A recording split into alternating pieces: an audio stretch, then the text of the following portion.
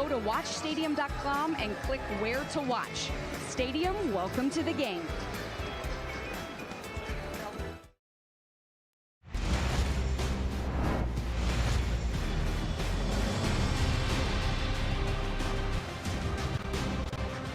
Welcome to the Barclays Center Classic presented by Continental Tire, a top 25 showdown in Brooklyn between the 6-0 Minnesota Golden Gophers and the 5-0 Alabama Crimson Tide. Thank you for joining us for Stadium's coverage of college basketball exclusively on Facebook.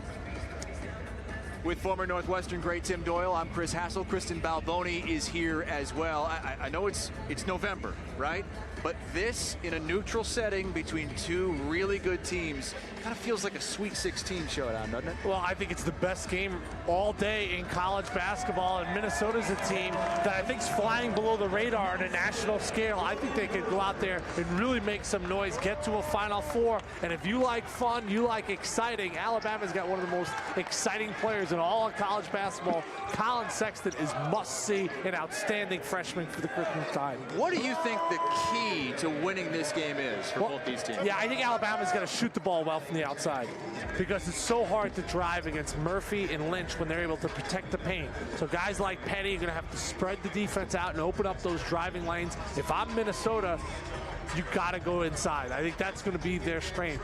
No one's been able to guard Murphy in college basketball. He's averaging a double-double this year. So I think that's going to end up being the difference in the game. I give a slight edge to the Gophers, but hey, that's why we play the 40 minutes, Chris. All right. Looking forward to these 40 minutes. I wouldn't be upset if it goes 45 minutes, maybe 50 minutes. Alabama beat BYU yesterday behind a balanced effort. John Petty led the way with 16 points, but 4 players in double figures. Yeah, I thought Hall gave them tremendous effort, blocking shots and all over the court. You see those 9 rebounds. Ingram's a guy who's a fabulous slasher, and you see Hall using that athleticism. That's going to be matched in this game by guys like Reggie Lynch as well as Jordan Murphy. I think both these teams kind of mirror each other with the athleticism, but all night long, Alabama used that physicality to just bully BYU time and time again.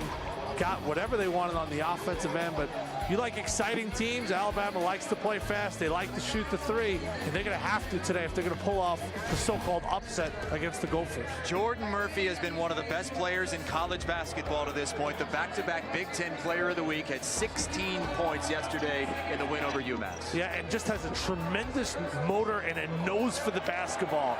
He's undersized at 6'6" and playing the power 4. But he can still get in the lane. He's got great touch. He's not an outstanding outside shooter, but he's got great pep in his step, and you can see him rise above. He reminds me a lot of Draymond Green. He's got a great feel for the game, and as that shooting comes along, he is going to be unstoppable for the Gophers. Look at the starting 5s for both teams in this game, and Minnesota's starting 5 might be the best in the country. I don't think that's a stretch. You know, we haven't talked about Nate Mason. Oh, by the way, he was first team All Big Ten last year. Amir Coffey, maybe their most talented player. He was all freshman as a freshman up in the Twin Cities. And Herb Jones, I really like for Alabama. He could do so many different things. Really their glue guy for Avery Johnson's crew. Jones has really been making waves on the defensive end. Had 4 charges a couple games ago against UT Arlington and had a few more yesterday in the win over BYU. Fans are getting into it. They're excited. They're ready to go. So are the head coaches. Richard Pitino, the son of Rick Pitino, making a name of his own. 5th season at Minnesota, had a school record 23 wins last season. He was Big Ten Coach of the Year. And he talked about struggling in 2015, 2016. They went 8-23, but last year got back to the tournament. Some would say an unlucky draw. They saw Middle Tennessee, who had an outstanding veteran squad. They got knocked off in the first round. But I believe this Minnesota Golden Gophers team has Final Four written all over them. Well, what about Avery Johnson's team? Avery in his 3rd season there at Alabama, former NBA Coach of the Year in 2006 with the Dallas Mavericks, and he's got the Alabama program on the rise into the top 25 and could make a big jump if they get this win today. It's an exciting time to be an Alabama sports fan. Obviously, Nick Saban's got things going in the right direction on the gridiron, but you look at this roster, and with the exception of Hall, all I see is freshmen and sophomores. So this is a group, who knows how long Sexton's going to be in Tuscaloosa, but Ingram and Petty and Jones, they're going to play some valuable roles, as this certainly is a tournament team. And when you look at Kentucky's struggles in Florida, I think Alabama is going to be amongst the upper echelon in the SEC. Well, they're picked 4th, and Kentucky, as usual, picked to win it. How about Florida with the big win last night? And some are saying now maybe Florida's the favorite. Hey, Alabama has its chance to throw its hat into the ring with a big win today against Minnesota. We thank you for joining us here as Stadium brings you college basketball exclusively on Facebook. We're at the Barclays Center. A little bit different than yesterday, Tim, when we were over at the Steinberg Wellness Center on the campus of LIU Brooklyn. We are going to bring you starting lineups right here live on Facebook.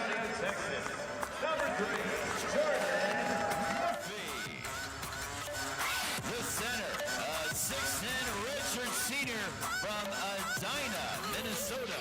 Number 22, Reggie Lynch. At guard, a 6'5" junior from Queens, New York.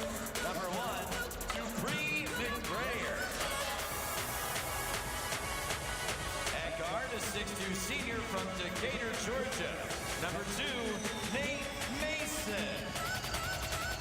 And finally at guard, a 6'8" sophomore from Hopkins, Minnesota. Number 5, Amir Coffey. The head coach in his 5th season is Richard Pitino.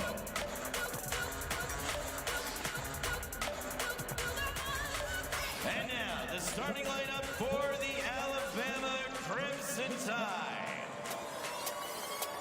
At forward, a 6'9" junior from Luverne, Alabama, 0, Dante Hall.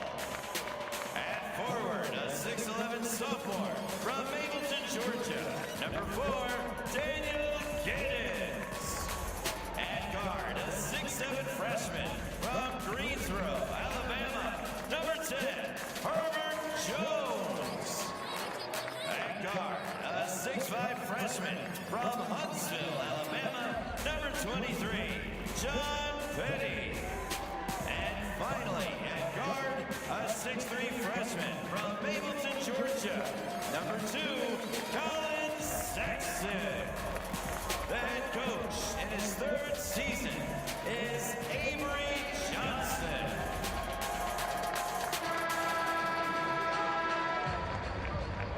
We are ready to go here at the Barclays Center. Before we do, send it to the 3rd member of our crew, Kristen Balboni. And Rick Pitino here watching his son. I know Richard's got a lot of family here, and he said it really means a lot to have them here supporting him. And guys, we know these are 2 very passionate fan bases, Minnesota and Alabama. So we want to hear from you. You're a part of this broadcast. We want to see your pictures on Instagram and Facebook. Let us know how those double setups are going. Use the hashtag #MinVersusBama. All right, Kristen, you see the hashtag in the upper right-hand portion of your screen. Use that and correspond with us all throughout the game, all throughout the evening. Thanks for joining us on a very exciting day for both of the fan bases. Minnesota taking on Wisconsin, the big rivalry football game, and of course the Iron Bowl for Alabama fans against Auburn. This is what we've been waiting for, Tim Doyle. It's the best college basketball game being played across the country, and you can only watch it here on Facebook.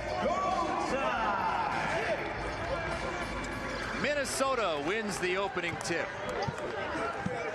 Nate Mason, one of the best point guards in the country, leading the way for the Golden Gophers. Inside of Reggie Lynch, the bounce.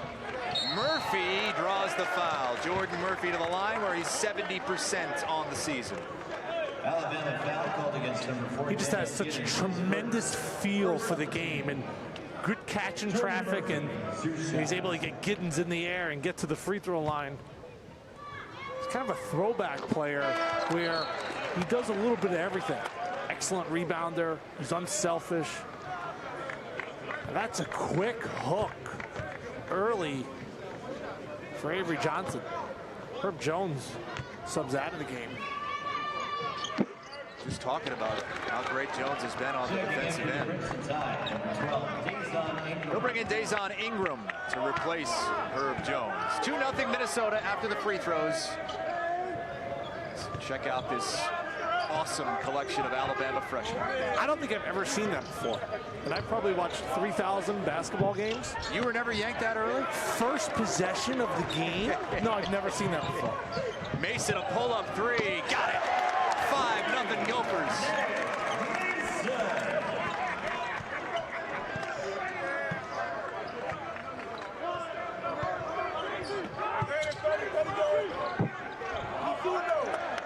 Minnesota running and gunning again. Jordan Murphy.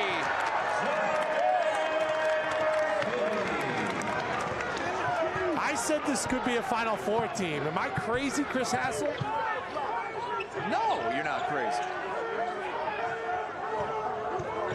Minnesota's going to be in the top 10 if it wins this game today. Ingram left his feet. Oh, Hall got blocked by the backboard, and here come the Gophers again.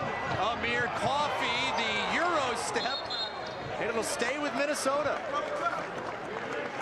Yeah, he might have stepped to Croatia there, but out in transition, Murphy, watch your head. I'd call that the Euro-Asia step from Amir Coffey. Not called.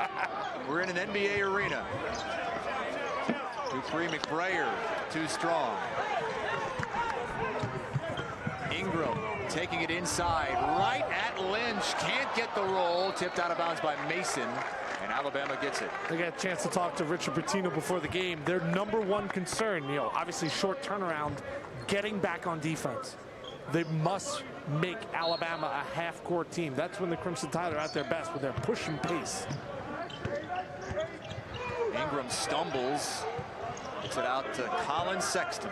Came into this tournament leading the SEC in scoring. There's the Ohio State transfer, Giddens, who walks. The problem with playing so many young guys like Avery Johnson is doing is, all right, who's going to calm this squad down? Sexton's obviously their best player, but when things get rough, who's going to stop the bleeding and say, all right, everyone just relax and go get an important bucket? Right now, Alabama in disarray. 7-0 Minnesota. 2 minutes gone by. Mason thought about it. Murphy travels.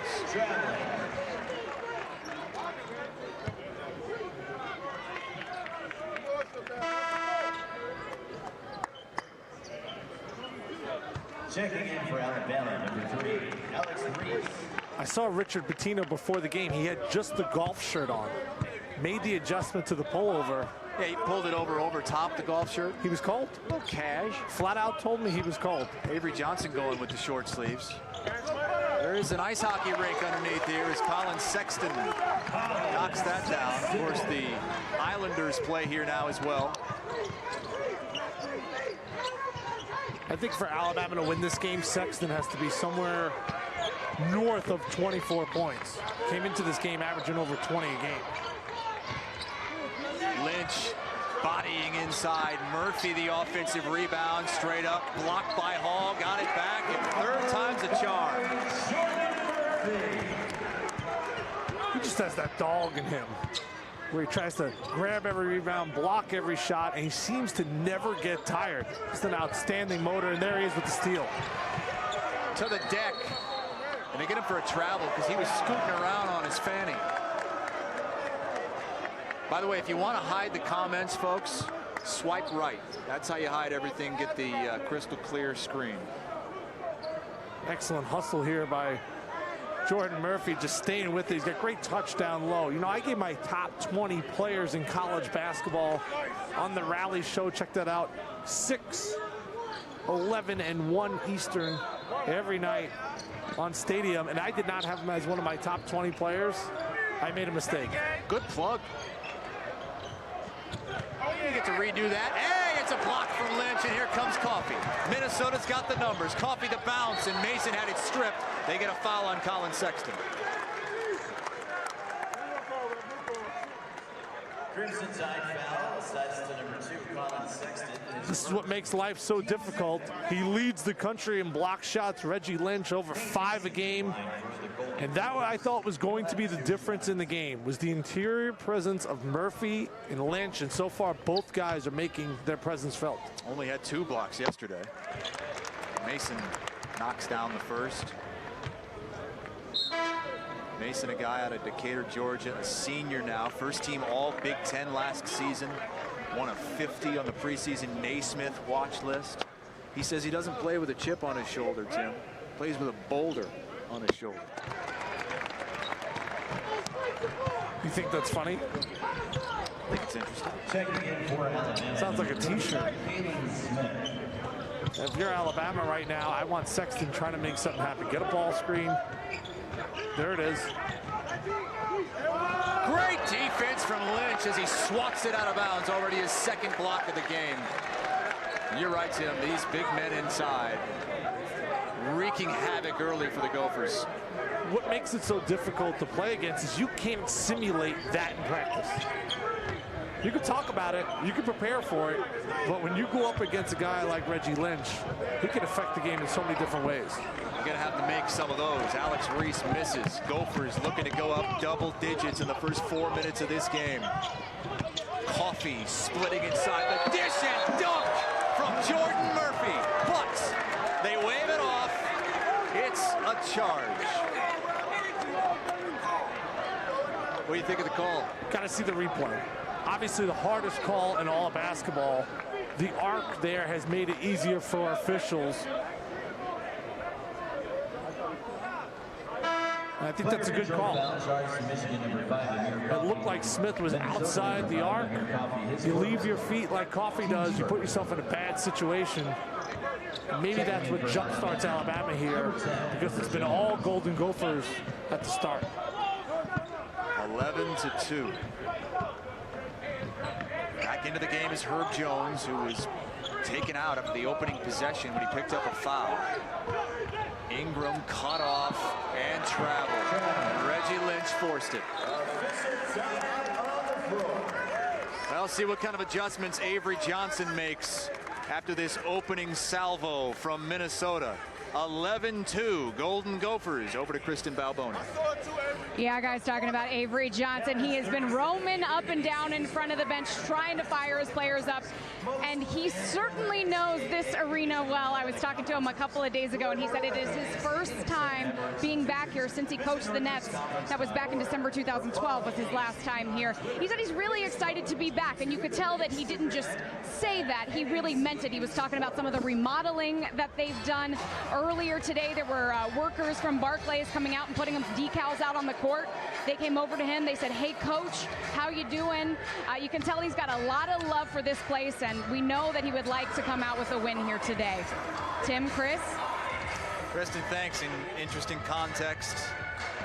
Back in the house that he helped open up here in Brooklyn. 7 seasons in the NBA, 2006 Coach of the Year, of course. As a player, he was an NBA champion in 1999 with the Spurs. Get to your bailout. Come on now.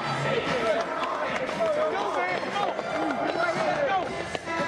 The music wasn't so loud, I was not able to hear him. He's got a unique voice. Suddenly you hear it booming out at shoot-around in an empty arena. People here happy to have him back in Brooklyn. Yesterday at the Steinberg Wellness Center that holds 2,500. We're here at the home of the Nets and Islanders. Big NBA arena for a big-time matchup. And it's all Minnesota early. We got to clear out of here right after the game for Jay-Z, by the way. Now we see Matt on Facebook chiming in. Not a great day for Alabama sports so far. Auburn, 10-7 lead at halftime of the Iron Bowl. And here, Crimson Tide off to a slow start. But it's fast if you're a Gopher fan. Jordan Murphy, another stuff.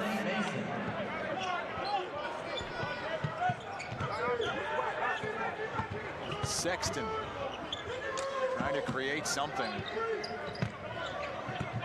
Another freshman Jones, and that is an ill-advised pass inside. Another turnover for Alabama. Here comes Minnesota, up 11. Mason, 3-ball, no good over the back. Take another look at that alley-oop. Yeah, out of a timeout, this is a set play. You see Murphy there. He's able to get to the corner. Great execution against the zone. Avery Johnson's trying a few different looks right over the top, and guess who? He's already been named Big Ten Player of the Week, not once, but twice, and the Gophers are off to a 13-2 start. First player in Gopher history to do that. That 3 off the mark.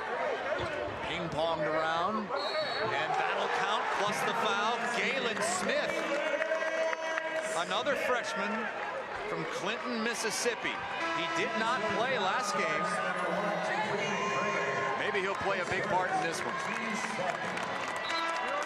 A great energy there from the freshman, and Lynch was out on the perimeter challenging the shot, and the 6'9" freshman from Mississippi, the second-rated player in the state of Mississippi last year in high school, trying to give a little bit of a spark to this Crimson Tide team.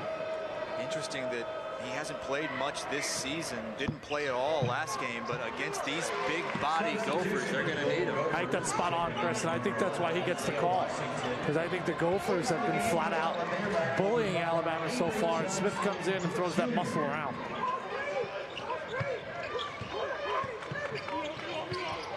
(13-5). Coffee the bounce inside to Murphy, and Murphy's fouled. Jordan Murphy so active early. 8 points, 3 rebounds, already a couple of blocks. Jordan Murphy has made 1 3-pointer this year. Right, that is not a strength of his. It's actually probably his biggest weakness. We saw that 3-pointer yesterday. That's right. Banged it home against UMass. If he learns how to shoot the 3, he will make hundreds of millions of dollars in the NBA because he has such a wonderful feel for the game. But if you can't shoot and be a reliable shooter, it's hard for you to play. At the college level, he's exceptional because he's such a great athlete. But I think he could be a very unique talent at the next level. And he reminds me so much of Draymond Green. Now, he's a junior. You worried that he might not be coming back for his senior season? That's a great question, because I think NBA scouts are drooling over the potential that he has. Oh, another block from Lynch. Coffee lost the handle a bit, may have carried it, but they don't call it. Washington out of Harlem, and the freshman scores at home, and he's got a big contingent right behind us.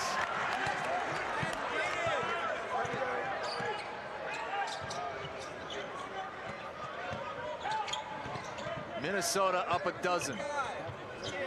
Herb Jones, baseline cut off, and a reach-in foul will be called on Minnesota. Guess who? Lynch affecting the game. Let's see if Coffee palms this ball. We got away from it, and then Washington. We got a Gopher fan cutting the replays. Cut that little carry out. I think it should have been called. I thought he carried the ball as well.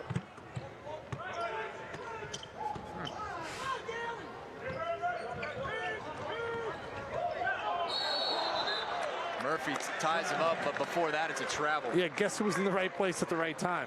You know, and you see Draymond Green, he kind of fulfills that role for, in my eyes, the best team in the NBA, the Golden State Warriors.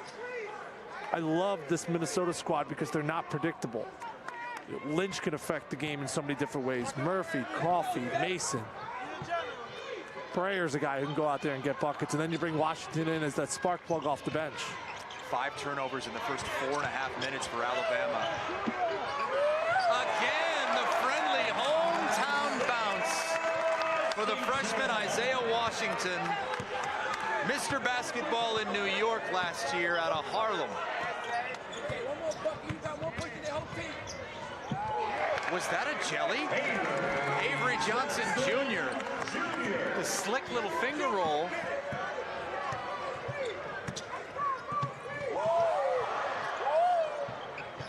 Mason drives it to the hoop. No good. Good defense from Galen Smith. Here comes John Petty. A 3 from Norris is short. Coffey, one-on-one, spin move, can't get it to go. Avery Johnson Jr. out of there with it. And he lost it. Washington's got it ahead of the pack. Isaiah Washington has 6, and he might have 6,000 fans in attendance.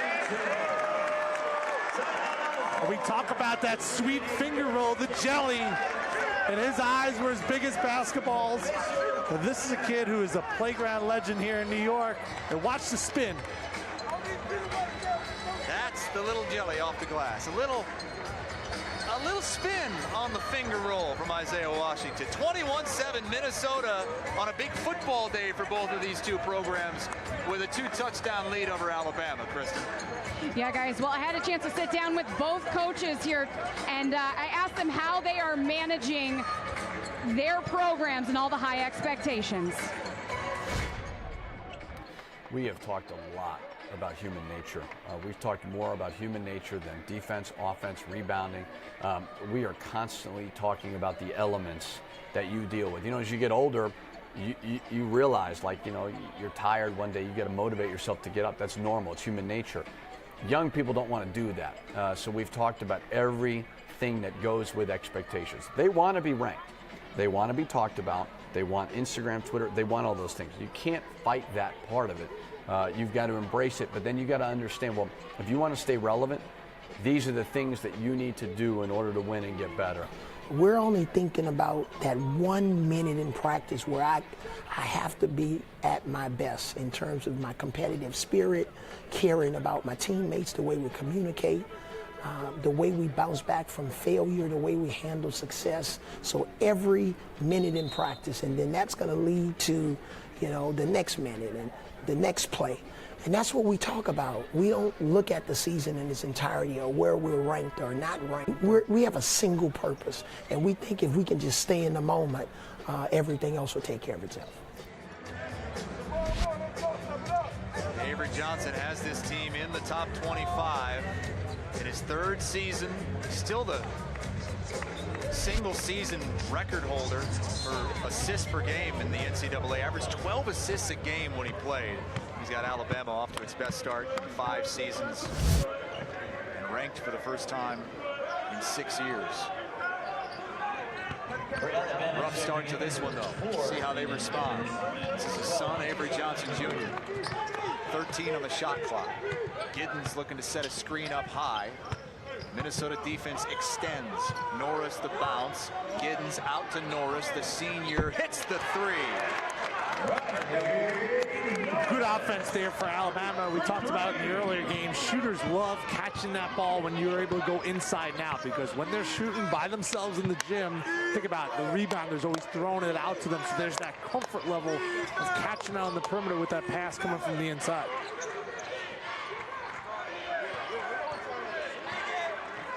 On the shot clock. Nate Mason calling out a play. Has Washington at the buzzer. No good.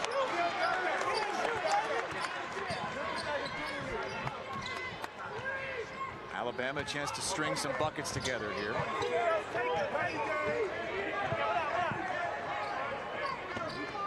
Ingram going right on Washington. Gets it swatted by Murphy. Murphy finds his point guard, Mason. Mason to the hoop. No. Murphy, offensive rebound. Got it. If loving Jordan Murphy is wrong, I don't want to be right. 12 points already.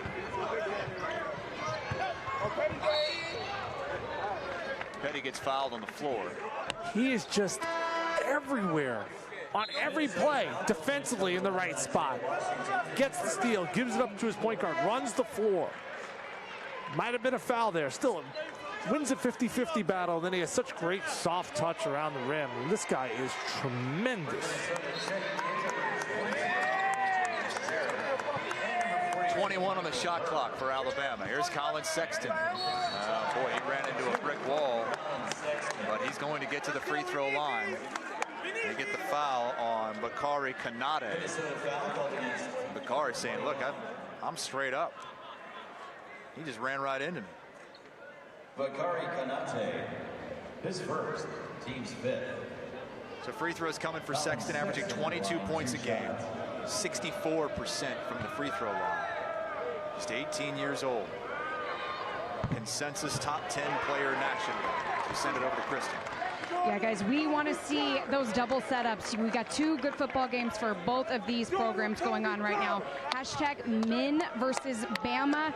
Send us pictures on your Facebook or on your Instagram of how you're watching this game. We're going to show them in the broadcast. It's been all Wisconsin in the game of the Twin Cities, 17-0 Wisconsin. Alabama now has a lead on Auburn, 14-10 in the third. Down by 12. Michael Hurt in the game for Minnesota. Washington tries to split the double team and turns it over. Here comes Sexton. Gets around Kanade. Sexton all the way. The finger roll. He has such a tremendous gear when he's out in the open floor, and almost Russell Westbrook-like the way he attacks the rim. The last couple of possessions for Alabama have been very good defensively, and now the turnover for the Gophers. Momentum starting to shift a little bit to Avery Johnson's crew. Offensive foul. And they get Devontae Fitzgerald, the redshirt senior from Atlanta, who was at Texas A&M, transferred over. 10-point game. Minnesota's led by as many as 14. Sexton, a stutter step out to Norris. Wow.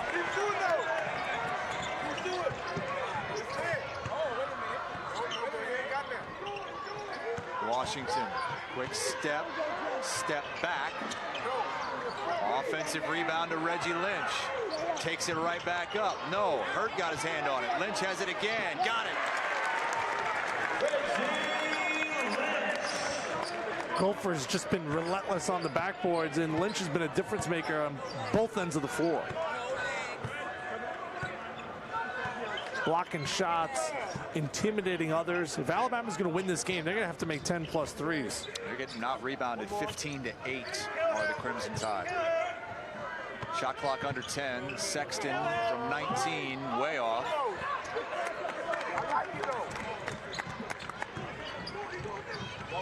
Mason out to Fitzgerald. He'll take that. And Giddens lets it go out of bounds to Alabama. Checking in from Minnesota, number 123, McBrayer. Herb Jones is in. Giddens, Norris take a seat. Avery Johnson is back out on the floor as well, replacing John Petty, who hasn't done much of anything in this game. Petty, the reigning freshman of the week in the SEC.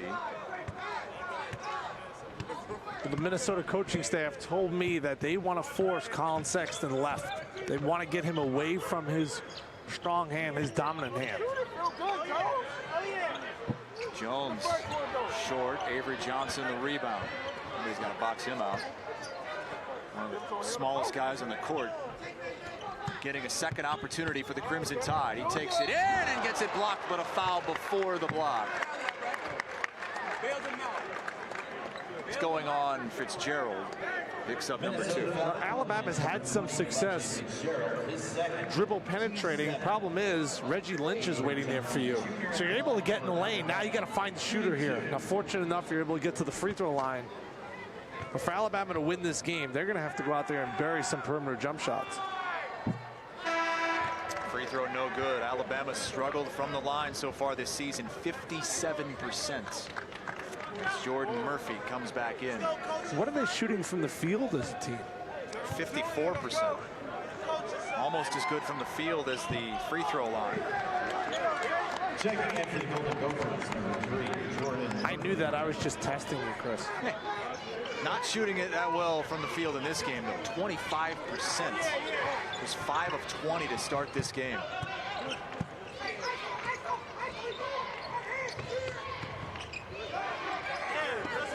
Murphy's got it. 7 on the shot clock. Takes the 3. Second made 3 of the season.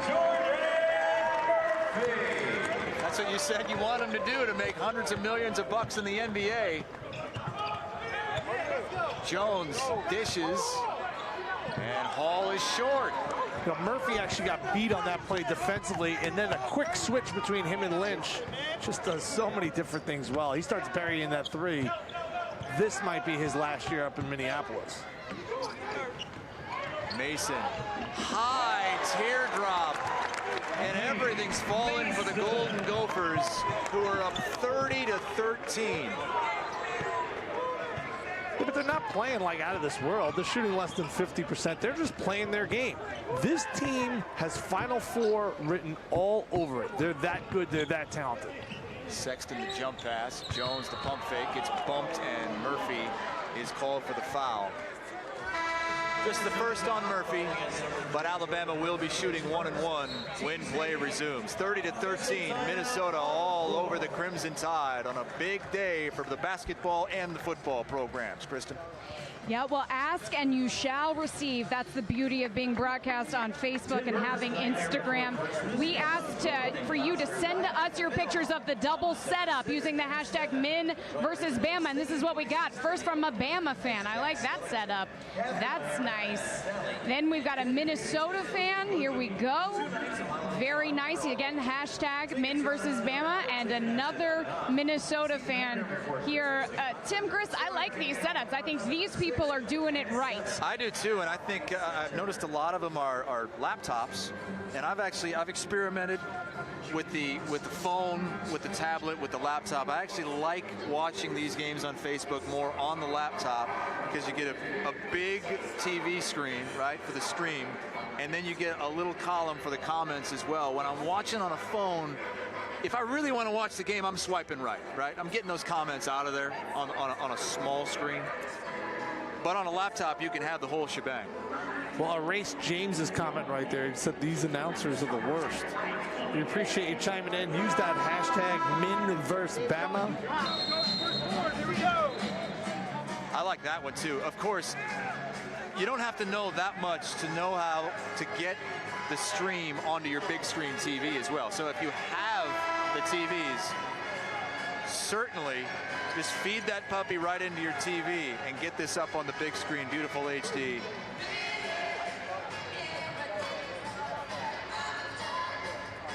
Minnesota fans are loving it. Herbert Jones at the line for Alabama, shooting 1-1. 1-1 for Herb Jones.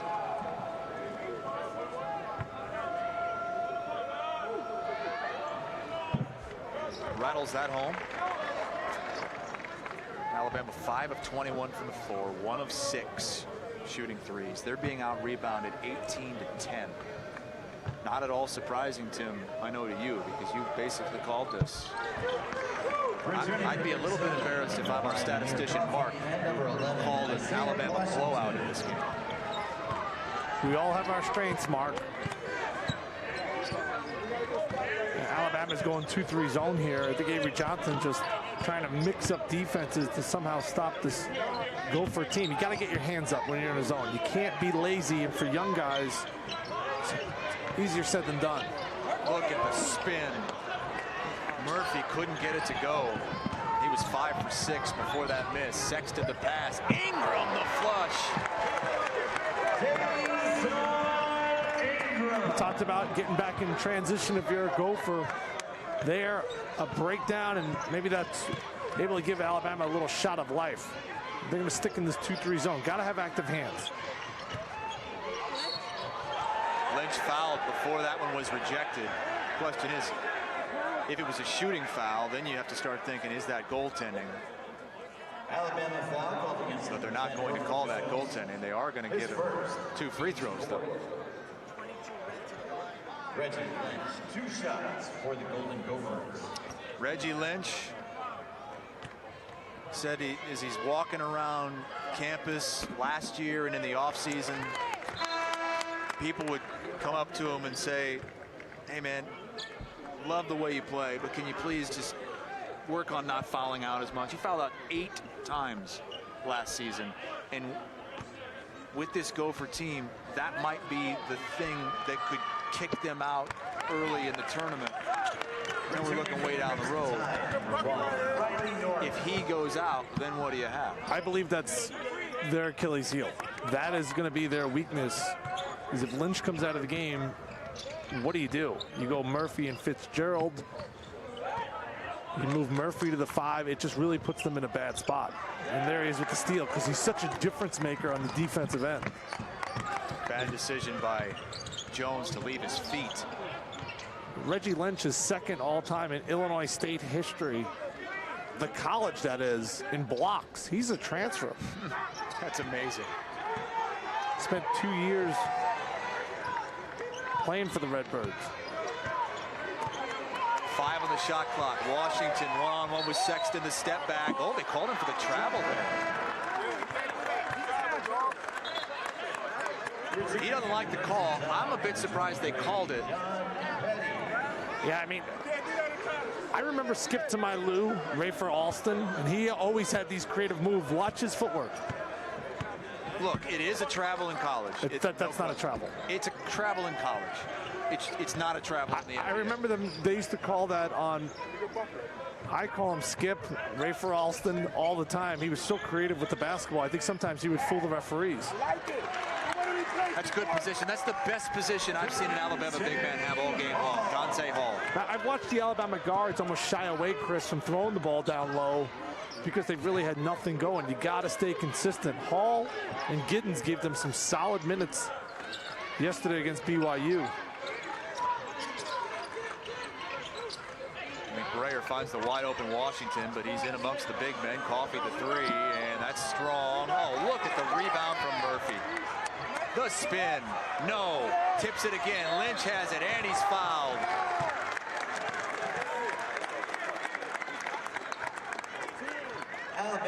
Now, the biggest concern coming into this game was Colin Sexton. You see them forcing him left once again, the double team a little late. A good drop off to Hall. But that's something to watch out for on this broadcast. They're going to force the sensational freshman to his offhand. You see him, number 2 in white. McDonald's All-American. He won the slam dunk contest at only 6'3". He is an amazing talent, and he garners a lot of attention from the defense.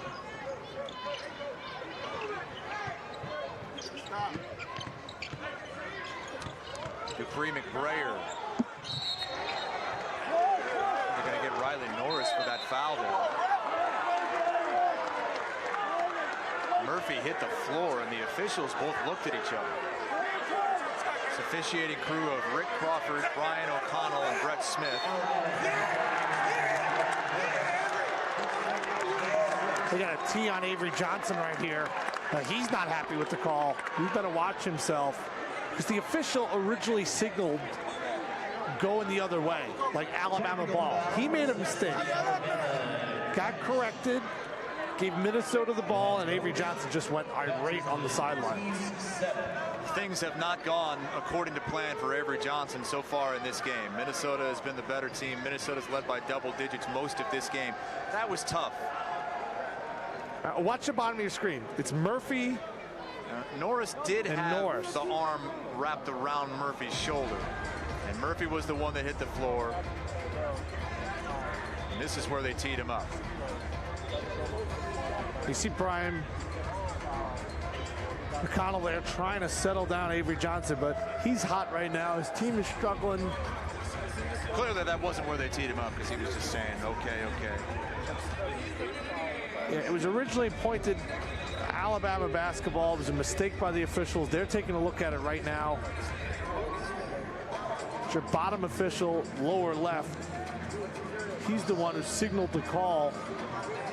Again, it's 2 guys fighting for position there. I honestly think that is a foul on Riley Norris. Watch the referee under the basket. Now Murphy was just... He signals, and watch his hand. See, right. He's pointing towards Alabama.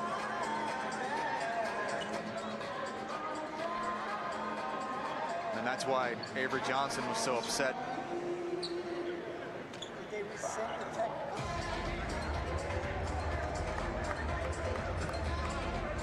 The officials looking to sort this thing out, because there's, I mean, it's a loose ball foul and everything else. Nate Mason is going to attempt the technical free throws. He'll get 2. 14 of 17 on the season.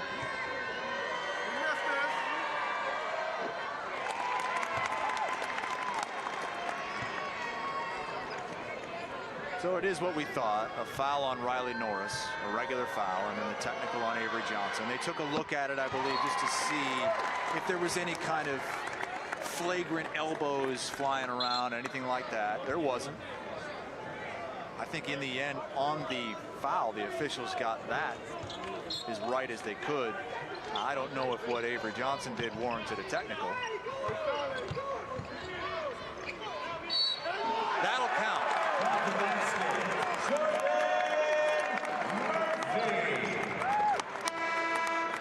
Jordan Murphy is having himself a month. 17 points and 9 rebounds already in the first half. He just has an old man-like feel to the game where it's never moving too fast. He always is in the right position. And right now, he's a man amongst boys. He is basically bullying Alabama in every sense of the word. A double-double in every game this season. That's going to continue. Sexton around and out. You see that left-handed dribble? That's what Minnesota wants. They want him doing everything with his offhand. And Collins so good when he's able to turn the corner with his strong, dominant hand, his right hand. Alabama's got to be careful not to let this thing get too far away. Good defense there by Sexton. McBrayer, oh, he rose to the rim. No foul is called. Sexton traveled. He's got to shoot that ball. I know he's struggling offensively right now, the Crimson Tide team is, but that's a good look in the corner in transition. A rhythm shot. The freshman seems out of sorts. Already another double-double for Jordan Murphy. 17 points, 10 rebounds, a double-double in every game this season. Kristen?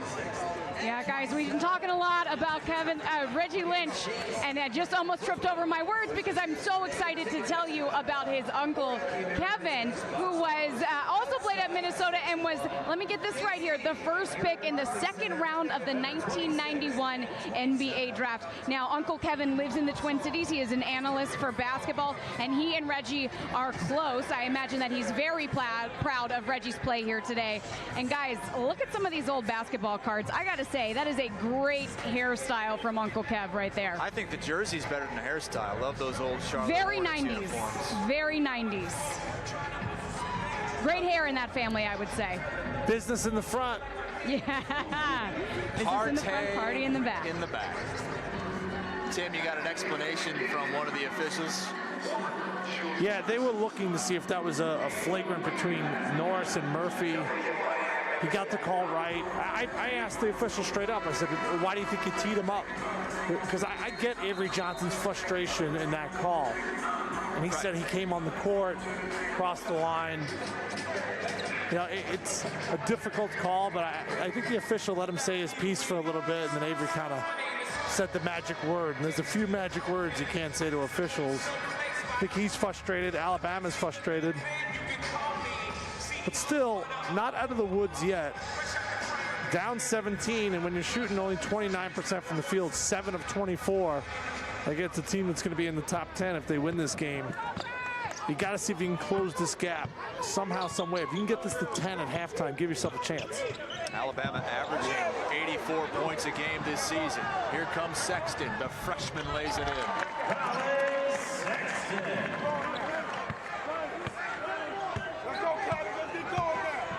15-point game, 3 minutes to go. You know, when I would be in timeouts, I loved when the coach would say, hey, we're down right now, which was often at Northwestern. Let's try to close this gap. Let's try to get it to 10. Let's try to get it to single digits, and that's what Alabama's got to try to do. McBrayer, no. Murphy goes up high for the rebound. Out to Mason for 3. Short. And now a whistle away from the ball. Alabama foul called against number 12, Dason Ingram. His second. Yeah, That's on Ingram, Tim. This last possession is not going to go up in Springfield. Oh, boy. Yikes. Two guys running into each other, and then Sexton, right time, right place for the freshman sensation. Lynch at the free throw line after the foul on Dason Ingram. 1-1. That's the roll on the first.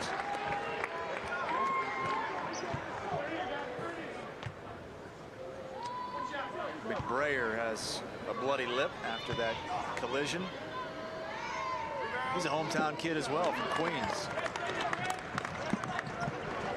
Returning for the Golden Gophers, number 11. Minnesota 12 of 13 from the free throw line.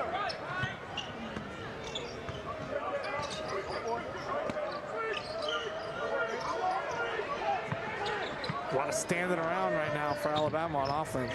Petty lost it on the way up. It's batted around and Mason has it. Wanted to throw it ahead to Lynch. Held it back for Coffey, and Coffey threw it inside and into traffic. Ingram all the way. Timeout is called by Richard Pitino. Not happy with Amir Coffey, who points to his jersey, says that's my bad. Minnesota 30. 15-point lead, though, for the Golden Gophers, who are fixing to move into the top 10 if this score holds. Kristen? Guys, we got more Instagrams rolling in. Take a look at this. Like we said, we want you to keep using that hashtag. Let's see that double setup, hashtag Min versus Bama. Oh, this guy's going phone. Okay, that's nice. He's got a nice blanket. We got the double setup here. I like it. We got a triple setup right here. 3 games, guys. I didn't expect that. Oh, all 3. Wisconsin, Minnesota, Auburn, Alabama, and ours. Now that's nice. That guy could use some lights, though. Let's get the lights I going. don't know. I like the darkness. You like the darkness? Okay. That says a lot. Good stuff. Keep sending in those pictures and the comments. Auburn has taken a lead on Alabama, 20-14, late in the 3rd. Minnesota losing 31-0 to Wisconsin. Coffey bailed out on that call. Kind of hung in the air for a little while and drew the foul. Yeah, it was interesting you say that, Chris. It almost looked like when he jumped, he was just looking for another body to bump into. You know what I mean? Like, he jumped with no intention of scoring. He went, oh no, I'm not going to make this. Let me find somebody, and really went out and sorted out the contact himself and was able to get to the free throw line.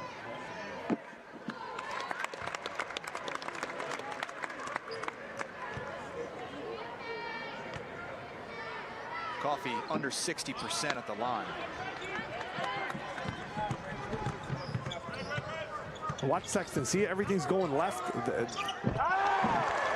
That's the only success he's had, is go left and look for Dante Hall. That's the second time we've seen that inside. Well, I think that's going to be the recipe for Avery Johnson. Keep getting him in that pick and roll situation. Let him go out there and make a play. So talented, Sexton. Great pass there. Mason, the dish, Murphy bodies in, gets it blocked from behind, but he just keeps coming. Misses one, no problem. I'll get it back and I'll score it the second time. He has 19 points and 11 rebounds.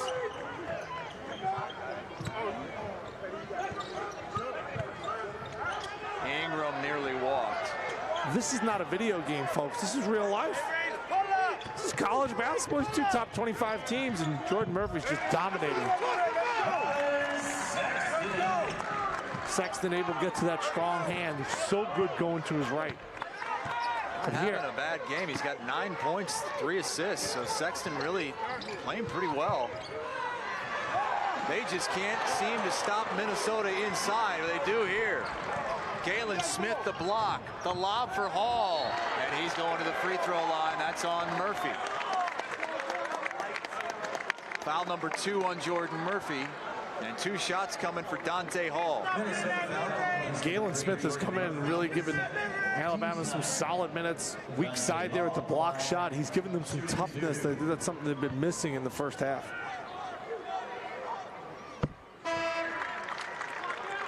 Herb Jones coming back in, replacing John Petty. 31 seconds to go, so the shot clock remains on.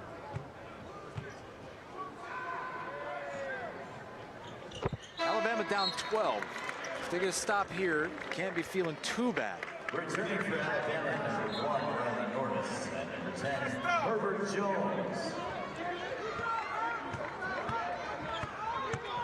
Kenny chimes in. He goes, Murphy, can I be your agent? Kenny, I'll tell you this right now. I want to be a part of that group too. Jordan Murphy has just been an absolute beast. Just give me 1% of everything coming his way. Minnesota taking it all down. Again, just a 1.5 second difference. Shot clock to game clock. Shot clock to 5. Mason with 3 on the shot clock. With 2, Mason the bounce, and it's a shot clock violation.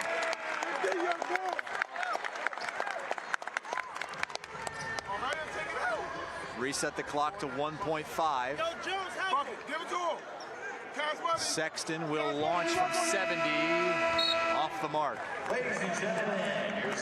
Could have been worse for Alabama. It could have been worse. Sexton had some words.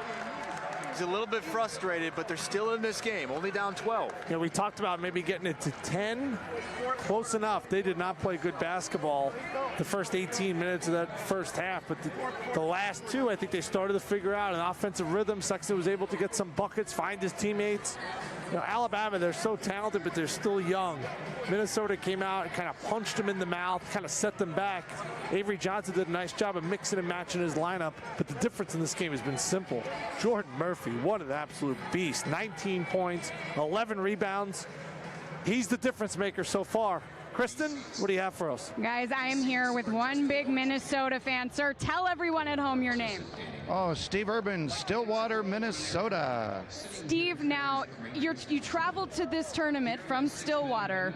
You traveled to a lot of games? Actually, myself and one other person that here in the gym today are the only 2 living human beings that has been to every NCAA basketball game the Gopher has played since Clem Haskins. That is amazing. Now, why is that? What makes you want to get to all of those games and keep that streak alive?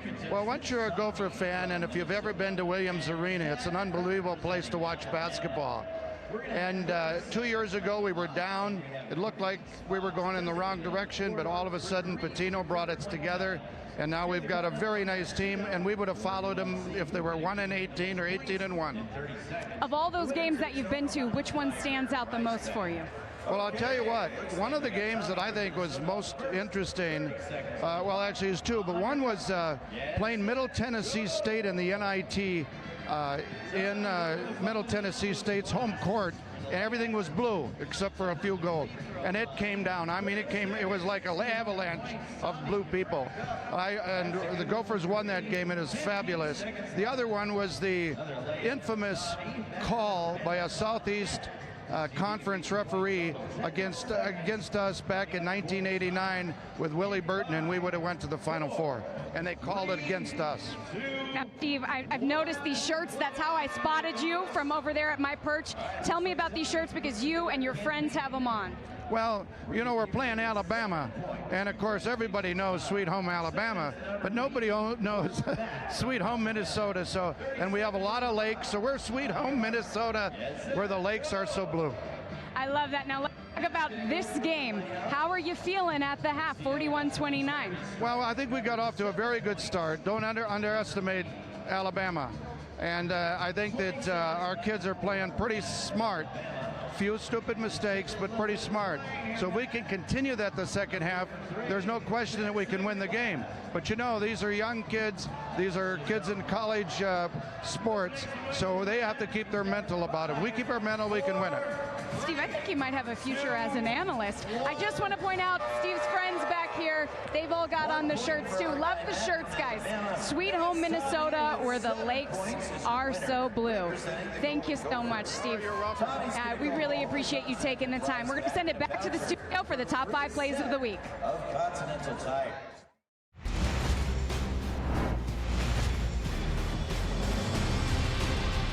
I'm Tyler Jacobs here in the Stadium Studios. We'll get you back out for the second half of your game in just a moment. There were some great plays in college basketball this week. Here's a look at the top 5. Yeah, that was a big play win. Assist deflection on the floor. Giddy Potts back in. Giddy Potts would be the one getting it done. We talked about staying away from deflections. That 1-3-1, they got the tip, and Potts with a big finish. Giddy off the bench, bag in the bucket. ISO for Carter here. Bagley to two-handed finish. And a spin move and the dunk. You don't see a lot of ISO plays in college. Pass back from McLean. Tate stole it. Layup blocked. Going back to the rim was Khalif Tate, and Unique McClain just denied him and blocked the ball out of bounds. It'll stay with Niagara when we come back. They're trying to get it inside to him, aren't they?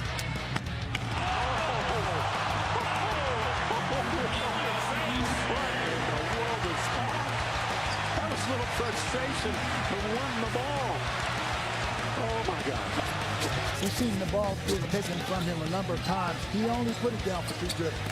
Oh my, Konate is able to meet Ogalu at the rim. My, oh my, Ogalu came soaring in. What a block by Konate. Stadium is your new national sports network, the only 24/7 network available on both television and digital devices without a cable subscription. Check your local television listings or go to watchstadium.com and click where to watch. Stadium, welcome to the game. Now, as we said on Facebook, we don't have commercials even at halftime. Instead, we're bringing you things you want to hear about, and Gophers fans are going to like this one. The new facilities for Minnesota, they've spent about $166 million. They're moving over there in January. Take a look.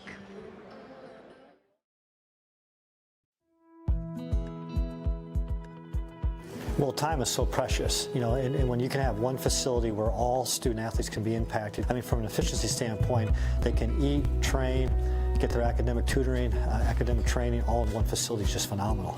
So let's talk a little bit about the academic center. What is this space going to do for the academic resources that our student athletes have available to them? You know, well, first off, you know, as you know, we're the highest rated school in the country, public school in the country with respect to student athlete academic success. And when you can go from 8 tutor rooms to more than 30 tutor rooms, it's going to have an impact, you know, just from a spacing standpoint. And now you can come into this new facility where we can all be together in one location.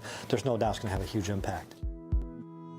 As we're walking through the nutrition center, tell me a little bit about how this is going to change the daily lives of student athletes. The cool thing for me is obviously you have a new state-of-the-art facility. A lot of times our teams don't have a chance to hang out with each other, and now we'll have a place where, you know, it can hold up to 325 student athletes, and we'll be able to have different interaction between different teams, which we think will be really special and really neat for our students. You know, we have this great urban campus.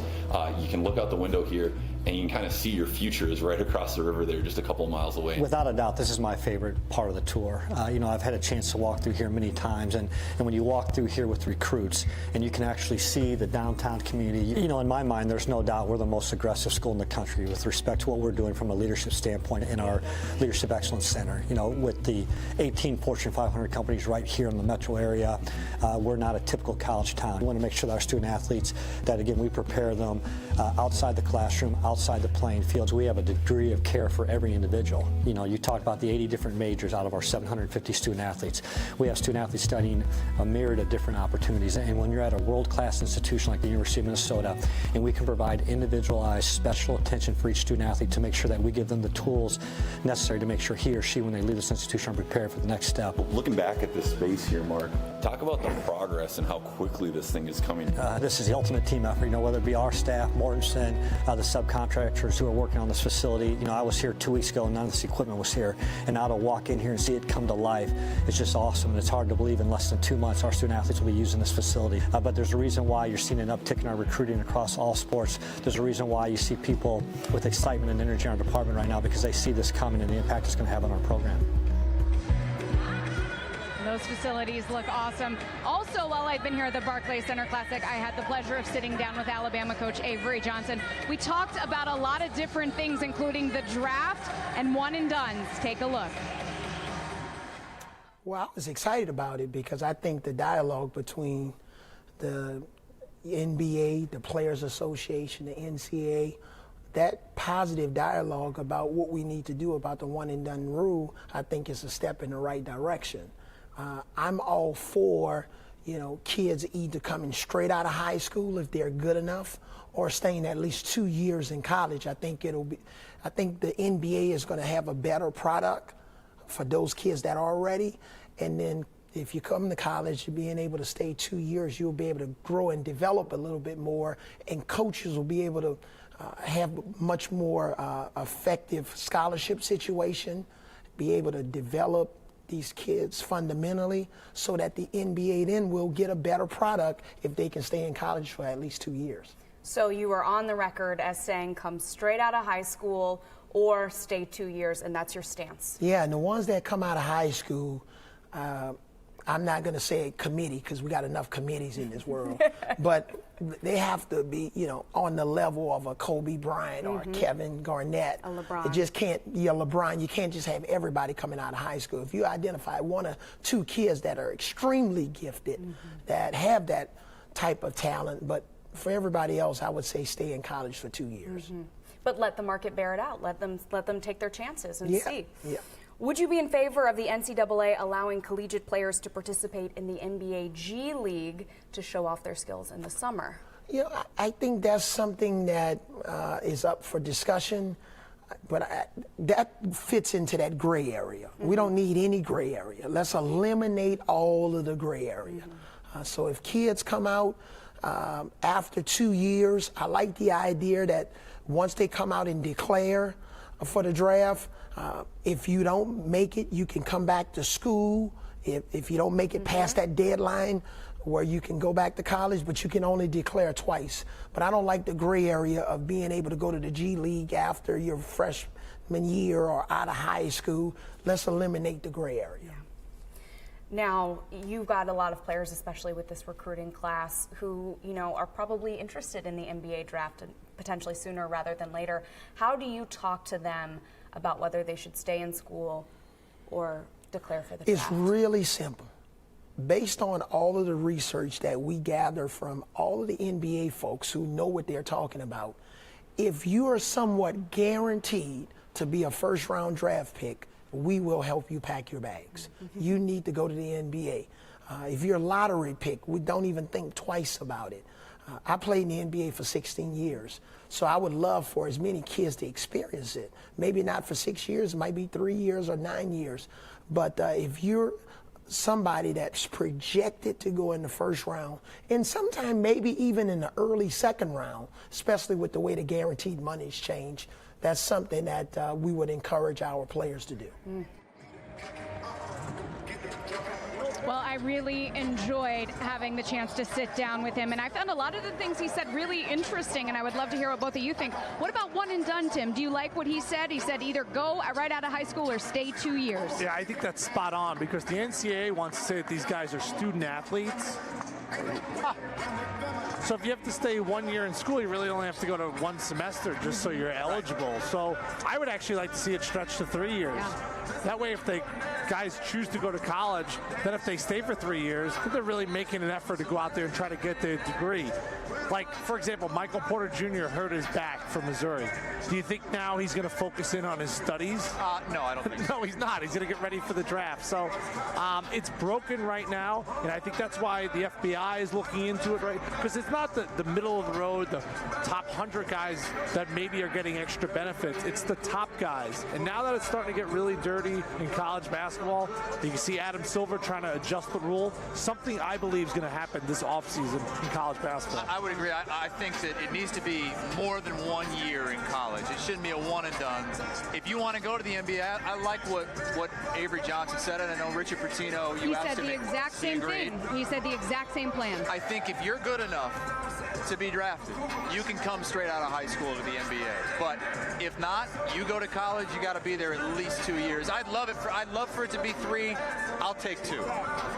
Well, whatever it is right now, it's not working. But the sad part is, a guy like Colin Sexton, who we get to see on the court today, we may never see that. I think the most excitement in college basketball is the one-and-done guys. Those are the guys that I wanted to see, especially to tip off the year. What do they really like? Can they play at that next level? Now, as the season wears on, I think we like to see outstanding teams like Minnesota, but I believe this offseason there's going to be an adjustment to the rule. That's Tim Doyle, who played his college basketball at Northwestern. Had a year at St. John's in there as well.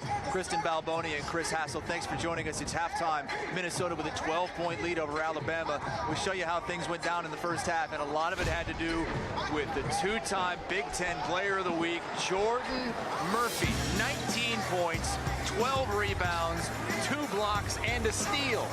We need to update those points right there because he deserved every single one of them and scored them in a plethora of ways. just has a relentless motor. He tries to grab every single rebound. And I talked to him yesterday before the game, and I said, well, give me a comparison. What's your game like?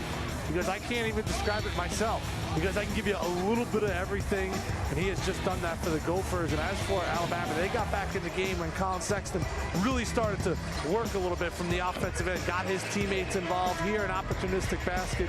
Two Gophers run into each other. You know, Alabama, in my eyes, Chris, they could be down 20. The fact that it's 12, you come out, you set a tone, maybe get the first couple of baskets, and now you're right back in it. Avery Johnson's been around the block. They did not play their best basketball, and still within striking distance. And some people might see the field goal percentages and say, what? I mean, Alabama should be closer than 12. Listen, the rebounds have been a major story in this game. Minnesota out-rebounding Alabama 25-15. They have 12 offensive rebounds and outscoring Alabama 14-2 in second chance points, 14-3, beg your pardon, in second chance points. It really has been the difference in this game. And Alabama will have the ball to start the second half and have an opportunity to close it to 10 or maybe even single digits here at the Barclays Center Classic presented by Continental Tire and Brooklyn Hoops.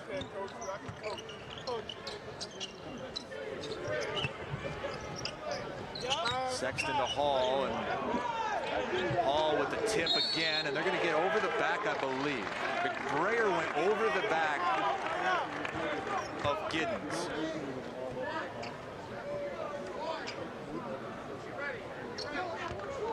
Giddens had a tough first half. No points, no shot attempts in 6 minutes. He only had one foul. First on the team in the second half. We have not called John Petty's name a lot. Came into this game averaging over 15 points a game, and the freshman held scoreless in the first half. Turnover. That is turnover number 10 for Alabama. Giddens looks like he's just looking for somebody to hit. I mean, he would be one heck of a tight end.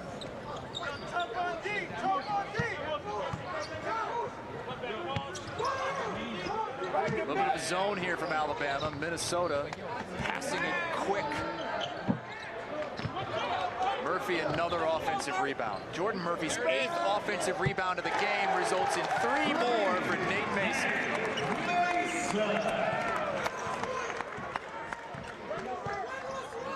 Second chance points are now 17-3.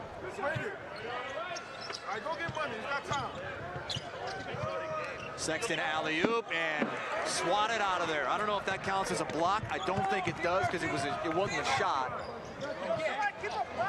Mason, another 3. And what a start to the second half for the Golden Gophers.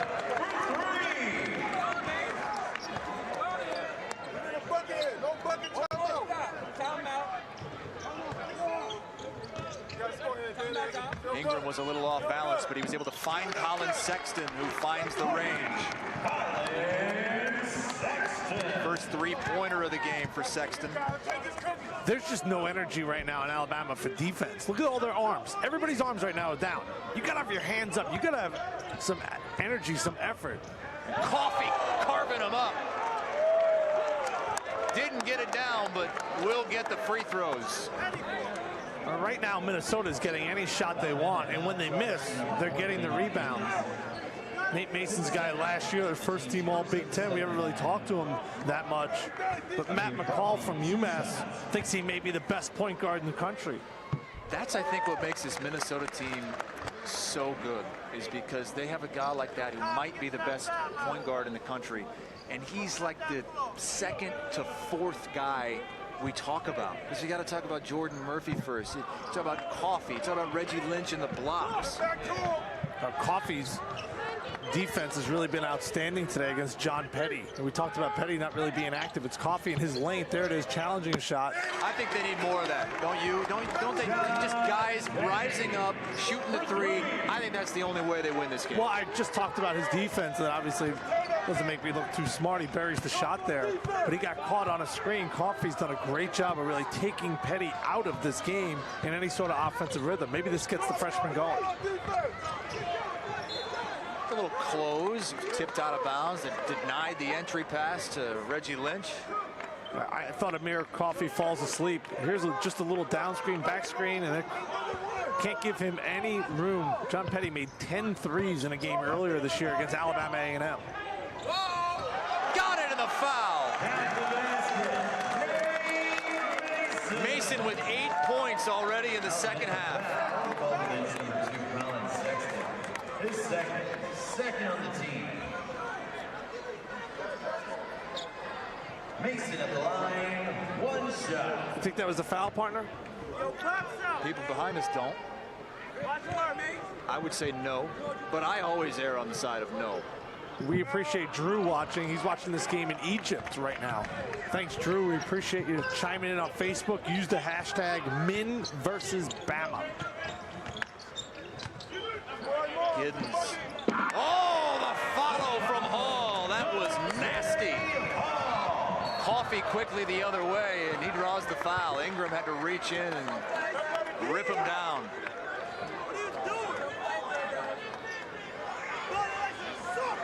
Dante Hall can really get up there. And great extension. We saw him just dominate BYU, blocking shots. His physicality, I thought, was the difference yesterday as Alabama took care of BYU. If you weren't with us earlier, a dramatic comeback for the Cougars in the first game of this afternoon slate. As they were down 9, my partner said the dagger. Down 10. You called a dagger in a game, and then the team lost. I said it might be the dagger. You said dagger, and then that team lost. Will you ever do that again? Nope.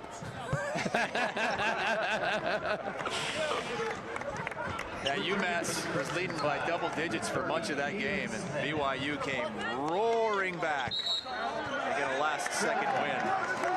Alabama's down 14. They turn it over again.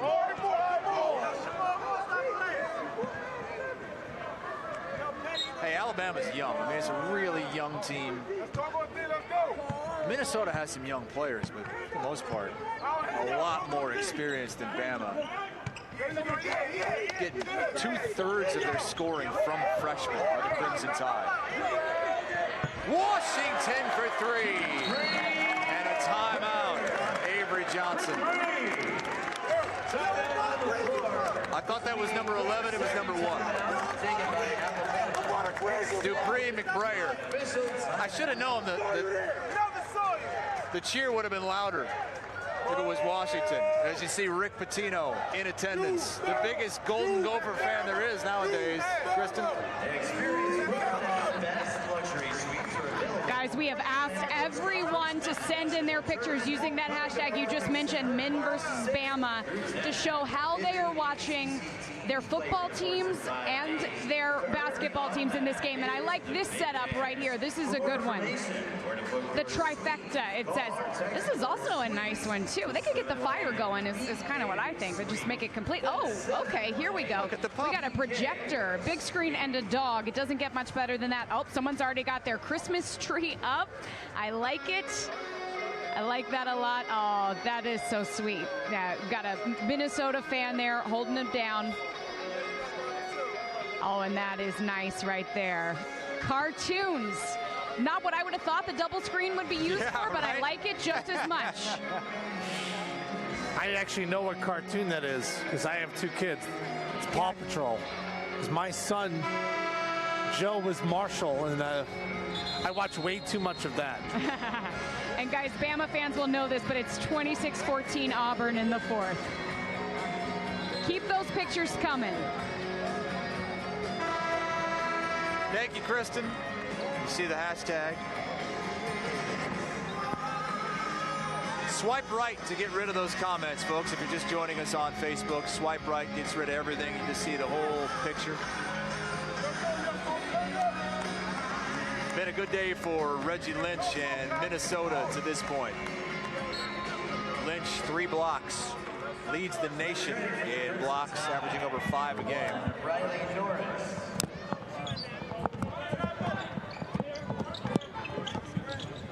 Geez, Tim, you okay?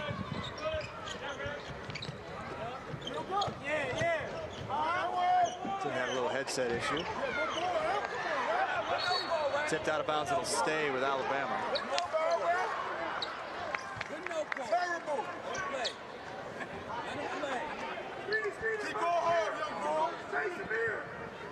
I think this crowd wants to see more of Isaiah Washington, but hard to get anybody else out of the game when Nate Mason's playing so well in the second half. Washington, a local New York City kid, had the crowd going crazy in the first half, up on their feet. Reggie Lynch called for that foul. Minnesota foul called against number 22, Reggie Lynch. His first. Just number 1 on Reggie Lynch. He's really done a great job working on not committing silly fouls to get him in foul trouble. That might be the key to having a chance against this Minnesota team. Get him in foul trouble.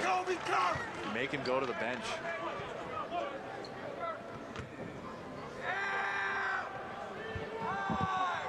He's played more minutes than anyone in this game, as Reggie Lynch.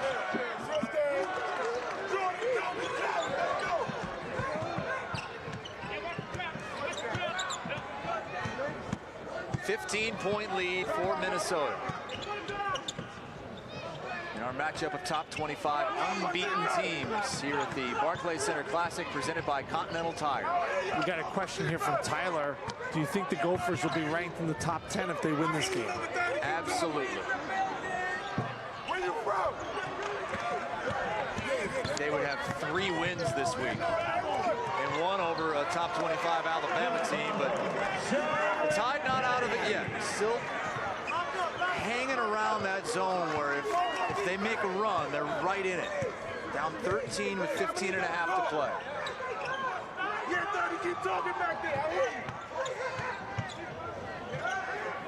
Murphy off the dribble, the dish, got it poked away, and it's an offensive foul.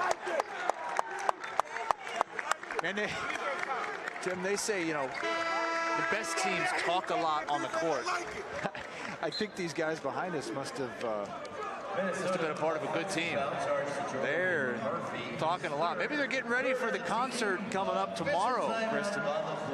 That's right. We got to clear out of here quickly because right after this game is over, the rigging crew is going to come in here and start setting up. Everything's got to be broken down by 3 a.m. for them because, as you said, Jay-Z performs here. He's got 2 shows coming up. And guys, what Jay-Z wants, Jay-Z gets. So 3 a.m., this place is going to look completely different tomorrow. And Tim, Chris, I've heard they're a little short-staffed, so they were wondering if you two would maybe help out breaking down the court tonight. What do you say?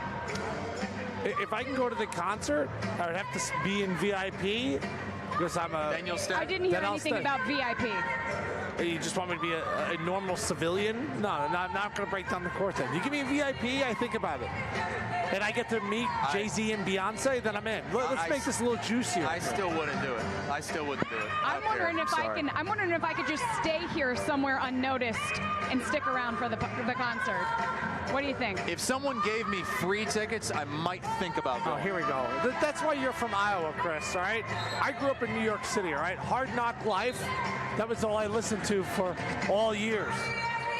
You're just showing that you're from Iowa right now. A New York City kid, Jay-Z. The thing about him is he retired, and that's the new thing now. You retire to unretire. Yeah, if you retire, aren't you just done rapping for good? I think it would be great for your career if you retire. Like after this game, just say retire. And you know what you could say? That's Hassel's dagger. And then unretire. Chris Hassel is back. Nobody retired more than Hulk Hogan. He's still wrestling. Checking in for the Golden Gophers, number 11. Alabama down 13 with the ball. Coming up on 15 minutes to play in this game. See if Avery Johnson can coach his youngsters back into this game. Petty at 3, no good, but the tip in. They give that to Galen Smith. Galen Smith's giving him some really strong minutes. The first half, he had 3 points, 3 blocks, 3 rebounds. He's giving them some good strength on the inside. See the defensive intensity ratcheting up a little bit now. Mason for three after he shook a dude.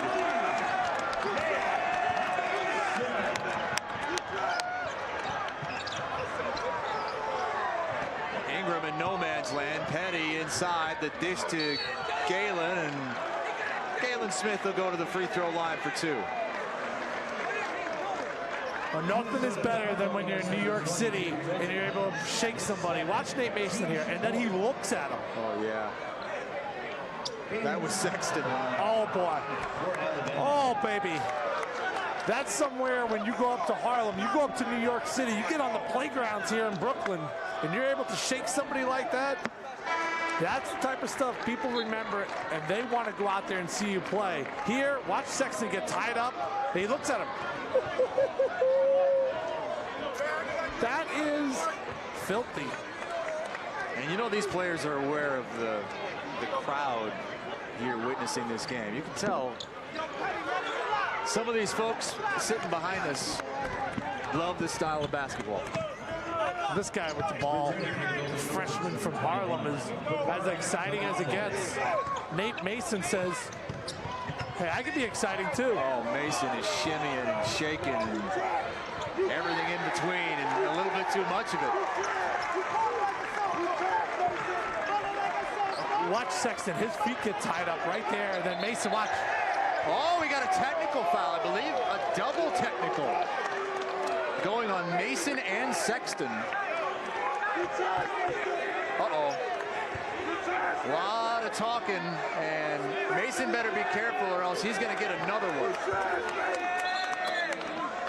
Richard Pitino wants a timeout. Mason is real juiced up by this crowd over here, and I believe as well someone just got tossed.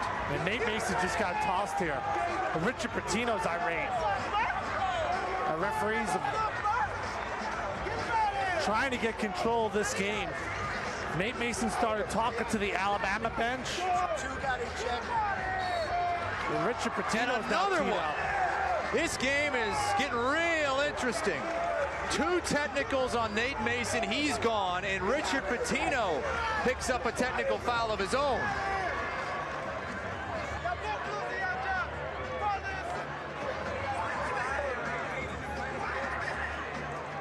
I was blocked from the first technical. Nate Mason, we just showed him eyeing down Sexton. And this is the first one. Now, Colin Sexton's supposed to be a lottery pick. Nate Mason is a guy, and you said this before, Chris, maybe doesn't get the respect on a national level. Even on this team, you talk about Murphy and you talk about Lynch, and then finally you get to Nate Mason. He's having a big half. He starts talking to Colin Sexton. There's the original tee. And then I watched kind of him go back to the bench a little bit before this, and he was jawing at Alabama, jawing at their coaches. He gets the second tee, and then you see Richard Pitino just fly off the handle. Oh boy, you got a double-digit lead, you're cruising, you're playing outstanding basketball. As a senior, Nate Mason, he's got to be smarter than that. And there's Rick Pitino, not liking what he's seeing right now from Minnesota. His son's team. Minnesota number 2, Nate Mason. That's his third, team sixth, and Mason is ejected from the game. The announcement now that Mason's been ejected from the game, and the fans don't like it. Going to be a bunch of free throws now for Colin Sexton. Oh, write the score down. 57-44, buddy boy. Let's see how this changes the complexion of the game. What happened? We had the shimmy from Nate Mason. Sexton hit the deck. Mason hit the shot. Next time down, better defense from Alabama. Mason was trying to do something. He turned it over, so Sexton probably said, hey, I got you that time. Double technical. And then the problem is Mason just kept going. Mason just kept going at the freshman Sexton from afar. And we saw the officials. Brian O'Connell was looking and just waiting. And if he kept it going, which he did, he was going to tee him up a second time. I don't think the officials were right on top of it. Nate Mason crossed the line. He got a tee. He's got to be smarter than that. Now he's gone. And now you can see the momentum potentially swing in this game. Kristen, what do you have for us? Yeah, I just saw Nate Mason walk off, and you could tell that he is very upset. A couple of fans had their hands out trying to encourage him, and he just went straight back, guys. I'm also seeing some comments, and there people are saying, Mason is a senior. He should know better than that. You got to keep your cool, is what a lot of people are saying on Facebook right now. 3 out of 4 from Colin Sexton. Remember, had everything just stopped at the double technical, there would have been no free throws. 2 free throws came from the second technical on Mason, and then 2 more from the technical on Richard Pitino. And now Alabama's got the ball, and they're only down 10. Still a lot of time left in this game. Ingram gets cut off, loses his dribble. Sexton's got it. You know he's going to want to make something happen. One of the best freshmen in the country. Double team, finds the senior, Riley Norris. It's a 7-point game.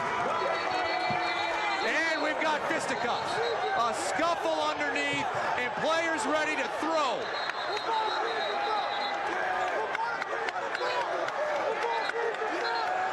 We have madness at the Barclays Center Classic between Alabama and Minnesota.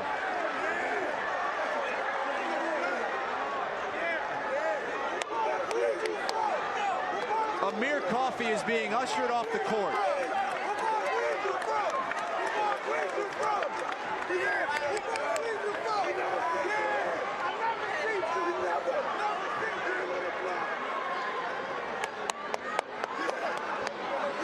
I think what we have here, Tim Doyle, is these young players getting a little too caught up in the fans courtside watching this game and wanting a little too much playground action. That's my take. You could feel the hostility in the building right now, and you can see Norris bury the 3 here, and watch underneath. That's Dazon Ingram tangled up with, looks like Dupree McBrayer. Hard to catch the numbers from that wide shot.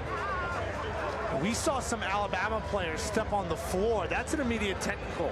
Well, the entire team is out there on the court. Every single player without warm-ups on is on the court for Alabama. That's going to be a messy situation for officials. We've seen this at the NBA level. You step on the floor, you're gone. Let's watch that bench reaction. I mean, there's Hall. Dante Hall's out there. Avery Johnson Jr.'s out there, but he's trying to hold players back. Your point before about getting caught up. You know, I grew up in New York City, and this may be hard for you to understand if you're in Minnesota or in Alabama. You go out to the playgrounds, you get that crowd in there. It's so hard to explain. A guy like Nate Mason, he got caught up in the moment. He's gone. 2 technicals. Richard Pitino, you see him getting caught up. And now it's starting to overflow onto the players. The crowd is heavily involved in this game. These are 2 top 25 teams. This is the best game in college basketball in all the land right now. And both these teams obviously really want it, but it's hard to explain when you're in New York, tensions are running high, meaningful game. It all started with Nate Mason and Colin Sexton, and now it's overflowed to everybody else on the court. Dazon Ingram got into it with Dupree McBrayer, and then John Petty, the freshman, came over, and he looked like he was ready to throw with McBrayer. Now, I'm not sure there was ever any swing out there, and that would be important. That doesn't mean that multiple players aren't going to be given a technical or rejected in this game. But I haven't seen anything on replay that shows anybody swinging. You know, the comments are coming across right now on Facebook. It's going to be interesting what they do as Daryl and Wade and Ryan all chiming in right now. What are they going to do with the Bama bench? And you step off on the floor. They're celebrating. And you got walk-ons. You watch Hall. You can't be on the court like that and leave the bench. Hall leaves the bench. I mean, he's inside the 3-point line right now. It was close down there. There were a couple guys that had the hands up and were flinging. I don't know if you could call anything a punch. You can't leave the bench, though, Chris. Right. That's a whole nother issue. And that's why this officiating crew of Rick Crawford, Brian O'Connell, and Brett Smith have a lot to sort out. Remember, already 2 technicals on Nate Mason. He's ejected. Already 1 technical on Richard Pitino. In a game that's all of a sudden close, that Minnesota has controlled throughout. Led by as many as 18 points in this game. The referees are now looking for this shot, which we're showing you, of the Alabama bench. And we have several players starting to run out. Dante Hall is one of them. Avery Johnson is out on the floor, but he's holding everybody back, Avery Johnson Jr. After that, though, when things started to escalate a little bit more, then more players come off the bench. They all came off the bench at one point, like right here.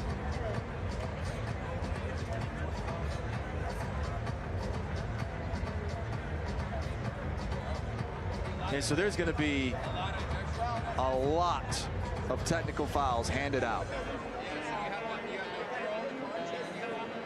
We just had Colin Sexton take 4 consecutive technical foul free throws. Well, I would expect someone on Minnesota is going to be shooting a lot of free throws right now. I think the Alabama coaching staff should have done a better job of getting out in front of their guys there, preventing them from running on the floor. I wouldn't be surprised to see 6, 8, 10 free throws shot right here from Minnesota. And as a player, I played in the Big East, I played in the Big Ten. You know you cannot leave the bench. But this playground-like atmosphere that's been created here has been awesome with the fans getting involved. But the players on the court, the players off the court got caught up in the emotion. This is not a playground game. This is 2 teams in the top 25 trying to go out and get a win that's going to resonate in March. And just utter chaos broke out. And I think it even surprised the Alabama coaching staff because they did a poor job of getting to their players, preventing them from getting on the floor. Security ran on the floor. And I've been a part of a lot of games at the college level as a broadcaster playing, and I've never seen anything like that. It's Rick Crawford speaking with Richard Pitino, who doesn't seem too upset. Brian O'Connell and Brett Smith are speaking with Avery Johnson. And we'll get an explanation from these officials in just a moment.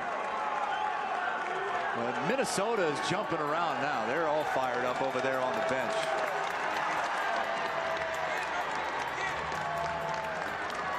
I think they may have gotten word that they're going to benefit from this.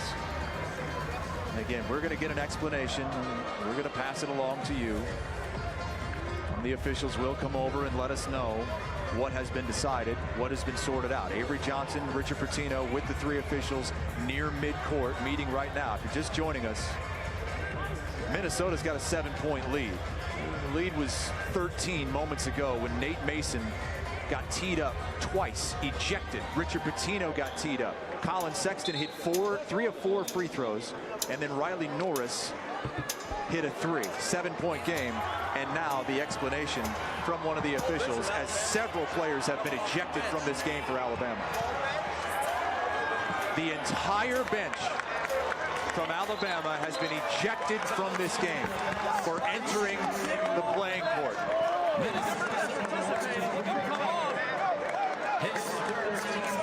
The bench is empty.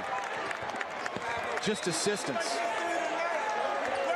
And now the 5 on the court for Alabama are the 5 who have to go the rest of the way.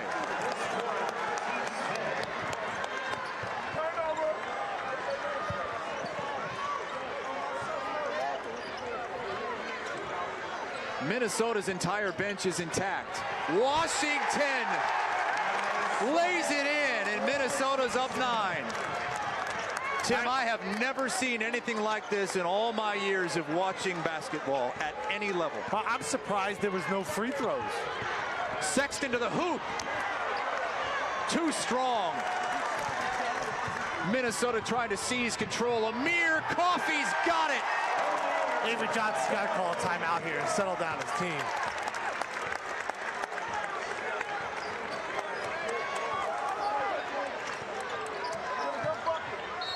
Ingram bumped. So Dante Hall, a starter, is gone. Another starter, Colin Sexton, still in there, along with starter John Petty. Galen Smith is still out there, but Herbert Jones is out. Avery Johnson Jr.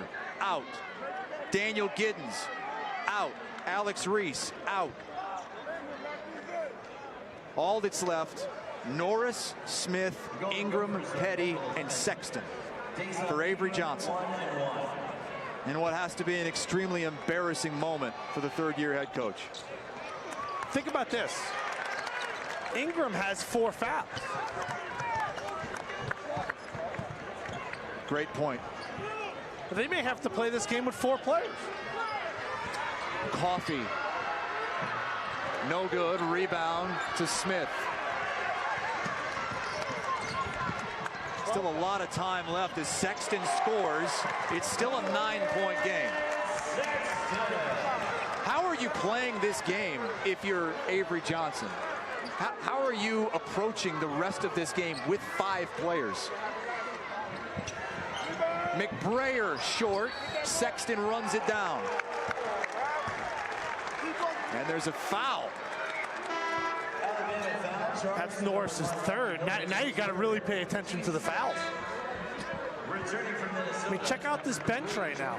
And again, if you're just joining us, the entire Alabama bench has been ejected from this game because during a scuffle on the court, everyone on that bench entered the playing court. When you enter the playing court and you're on the bench during a play, you're automatically ejected, even if you didn't do anything. So the 5 that were on the court for Alabama are the only 5 that are going to get to play the rest of the way.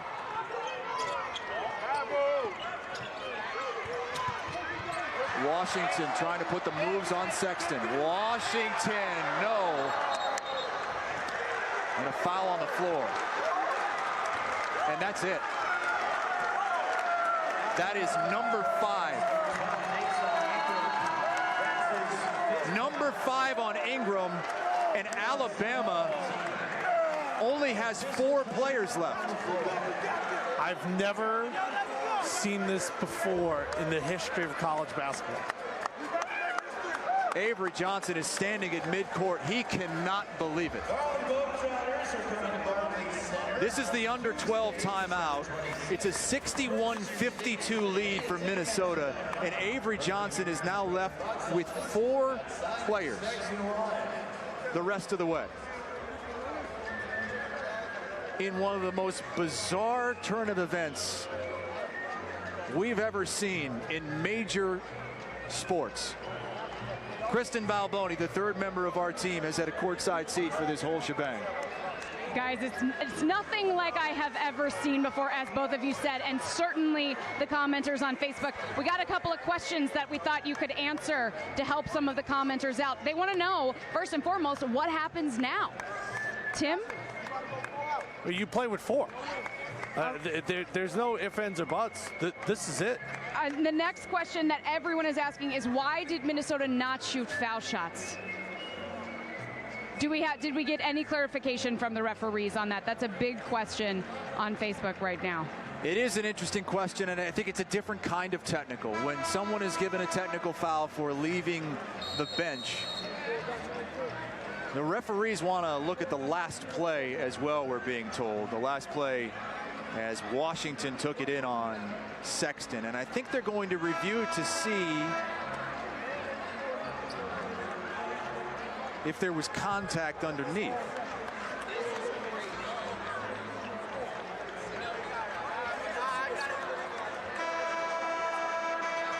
They're trying to make sure the foul was called on the right player, and it was. They have decided the foul goes on Dazon Ingram. So he's disqualified with his 5th personal foul.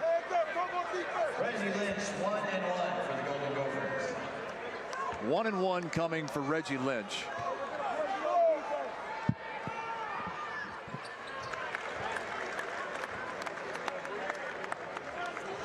So here's a laundry list of the players who Alabama doesn't have. Dante Hall, Alex Reese, Daniel Giddens, Avery Johnson Jr., Herb Jones, now Dazon Ingram, and Lawson Schaefer, who was on the bench.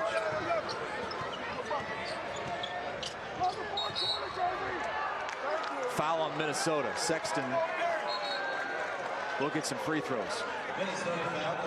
There's already been a technical foul called on Colin Sexton in this game, so if he gets a second, he's done. Yeah, they'll have 3 players. 4 players on the court for Alabama. I guess if you have on the playground an overmatched team going up against a team that is a little bit better, maybe you go the odd men, 4 on 5. Is there any kind of game planning that you can do as a 4-man team against 5? No. I mean, what kind of defense do you play? Well, you got to sit in a 2-2 zone. I mean, there's just no other choice. We talked about Ingram having those 4 fouls. What would happen? Worst case scenario, we're talking a minute and a half later. After everybody gets ejected, he picks up his 5th. If you're just joining us right now, this all started when Nate Mason and Colin Sexton started going head-to-head. Nate Mason had a big start to the second half. Started making some jumpers early, then looked down at Sexton after making a shot. He got teed up, and now the fans are getting involved, the coaches are getting involved, and right now a fan has been asked to be escorted out of the arena. Security is on the court speaking with the officials, and they are going to kick at least one fan out of the arena. These fans have been heavily involved in this game vocally from the get-go, and that really got some of these players juiced up. And in my opinion, that's one of the main things that has led to the craziness of this game. Mason being ejected originally on the double technical. Richard Pitino got teed up after. And then after the 3 from Riley Norris, couple players going at it inside. Dupree McBrayer from Minnesota and Dazon Ingram for Alabama. And while that scuffle was taking place, every player on the Alabama bench entered the court.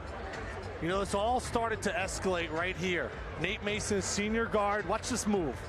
But he looks at Sexton right there and then buries the 3. You talk about a playground move, big time shot. Nate Mason last year, first team all Big Ten. But what did that do? Well, that incited Sexton, and they started jawing back and forth. And then Nate Mason gets teed up, and then he gets teed up again, and then Richard Pitino gets teed up. And partner, how soon after that was the brawl? I think it was the very next play. Norris makes the 3, and just chaos erupts. Everybody leaves the bench for Alabama.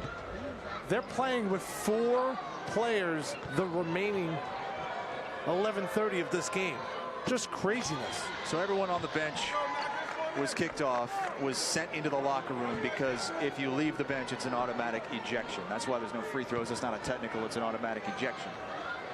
Then Alabama loses another player on Dazon Ingram's foul out. So he's the only one sitting on the bench, and that's why they have 4 players on the court.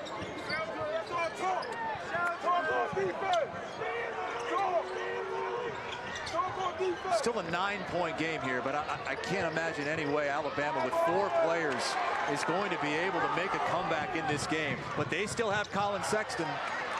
Amir Coffey is coming. He throws it down.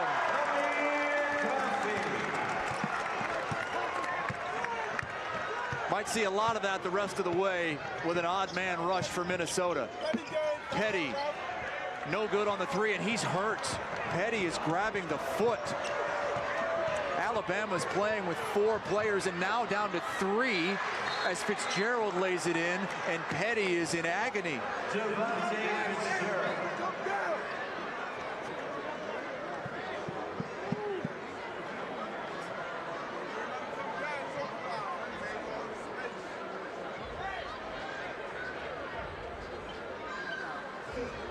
I am at a loss of words. Grabbing the right foot. He's in a ton of pain. And we'll see, he elevates on that 3. And he's going to come down right on Fitzgerald's foot.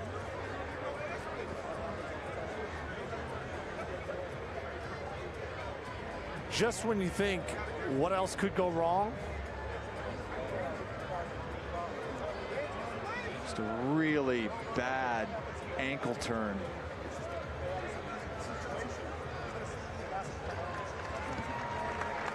And he can't put any pressure on that right foot. Alabama is going to be down to 3 players, folks. And now the question is, if you're Avery Johnson, do you keep going with 3? I wish I had an answer for you.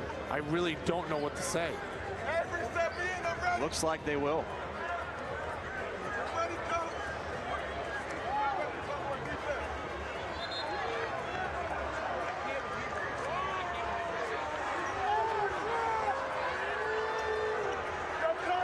Of all the things I've ever seen at a sporting event, I never thought I would say this. Alabama is playing 3-on-5 against Minnesota. And they're just going to double everything. Galen Smith. Are they going to get Washington here in a hold of Sexton? You know, in practice, I've seen 7-on-5 to maybe simulate a press. I've seen 6-on-5 and different things to kind of show you how athletic teams could be. But I've never been on the offensive end or the defensive end with 3 players. And I'm sure Avery Johnson, who has 40+ years basketball experience, has never been in a situation like this. And I've never seen anything like it. It's 3-on-5, a 2-man advantage for Minnesota. There is a hockey rink underneath this arena. This is where the Islanders play. You see it in hockey. You've never seen it in basketball. Jameer Harris for 3. And this game's all but decided now. 3-on-5. They'll double team Sexton as he comes across the timeline. I mean, you might see this in someone's front yard when you have 3 high school guys playing against maybe 4 or 5 younger children. Sexton a 3. No.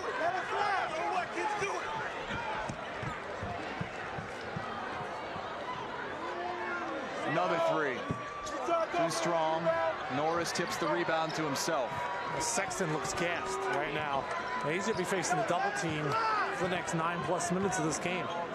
Realize there's a lot of people tuning in, not even fans of Alabama and Minnesota, that may have heard about what's transpired here at the Barclays Center.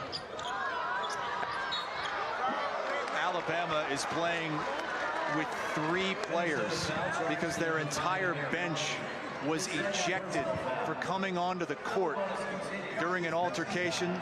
Alabama had another player, Dazon Ingram, foul out. That cut him down to 4, and John Petty just rolled his ankle and can no longer go. That is why Alabama is down to 3 players: Riley Norris, Colin Sexton, and Galen Smith. As many players as our broadcast crew. 3, Kristen Balboni. It's just unlike anything we've ever seen before. I'm monitoring the comments. Vicky says, been watching basketball a long time, and I have never seen anything like this. Jerry says, nobody looks good at this point. Minnesota isn't going to get credit for beating up a team 5-on-3. A lot of people are saying, you know, they've never seen anything like this. In Minnesota, all they're doing is taking 3s. Take a snapshot of this, folks. You may never see it again. A 3-on-5 major college basketball game between 2 ranked teams. 2 teams that were undefeated entering the game. Sexton able to get it to go. It's a 10-point game. Let's see what Richard Pitino decides to do. He has been okay with them shooting 3s. Washington takes a deuce.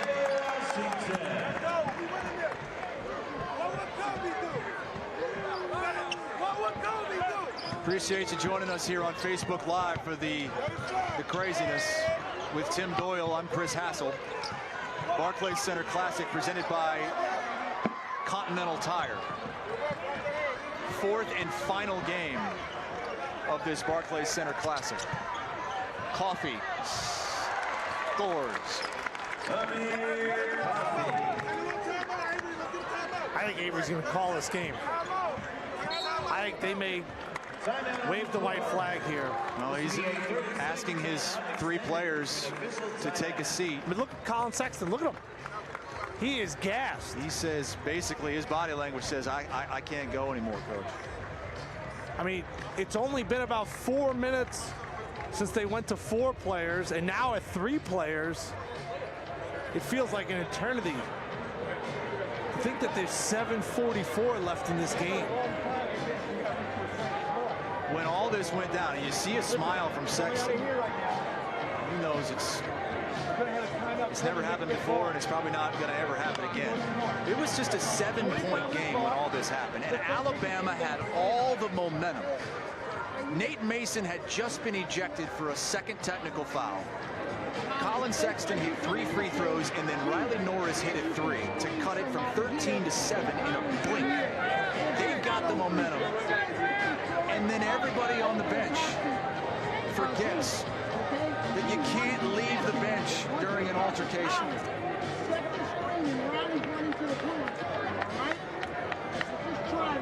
Kristen? Yeah, guys, I just want to point out, as we see on the screen right here, Avery Johnson drawing up plays for his 3 players. It's just unlike anything we've ever seen before. And as you guys pointed out, 7:44 left in this game.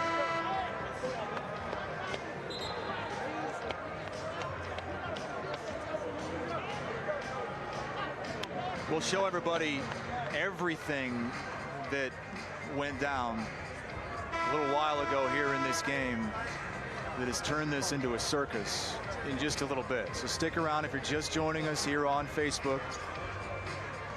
We'll bring all of it to you. At Alabama, forced to play the rest of the game with 3 players. Now Minnesota's just turning up the defense. They can take every chance they want. Sexton to the hoop. That wasn't 3 on 5. That was 1 on 5. 12-point game. Minnesota's been content to toss it around and just take jump shots as Alabama packs it in. Another 3 from Jameer Harris. I asked you, what do you do on defense when it's 5 on 4? You said all you can do is a 2-2 zone. So when it's 5 on 3, I guess it's a 1-2. Yeah, you just go out there and you play a triangle and just hope they miss.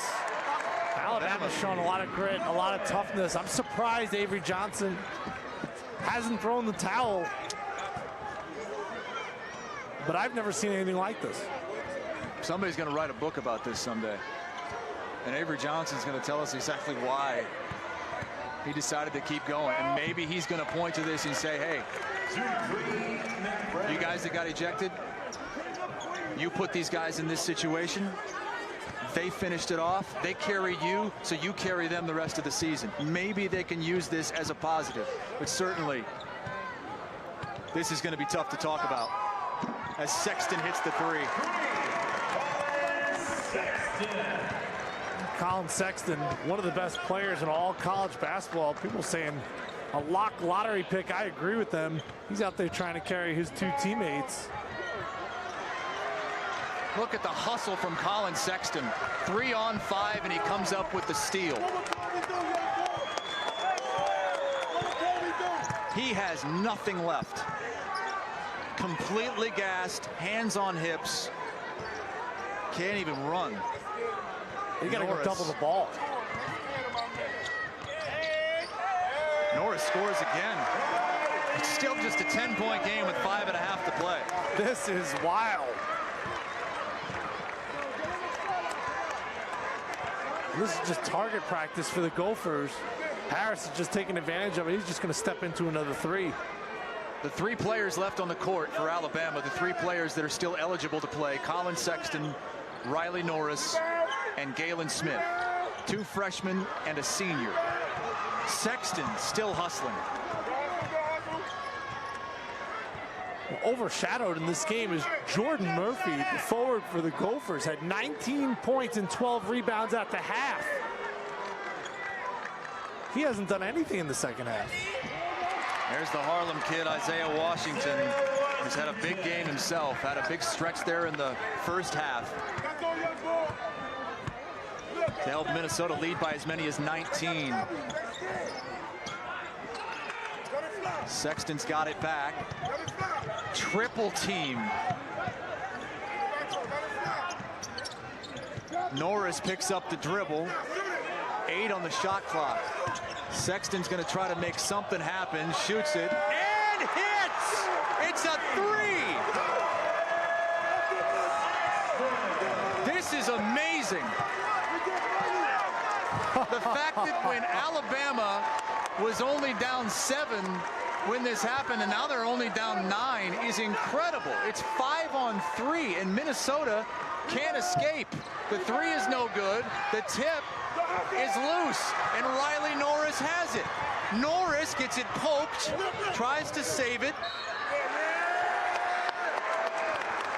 and a foul.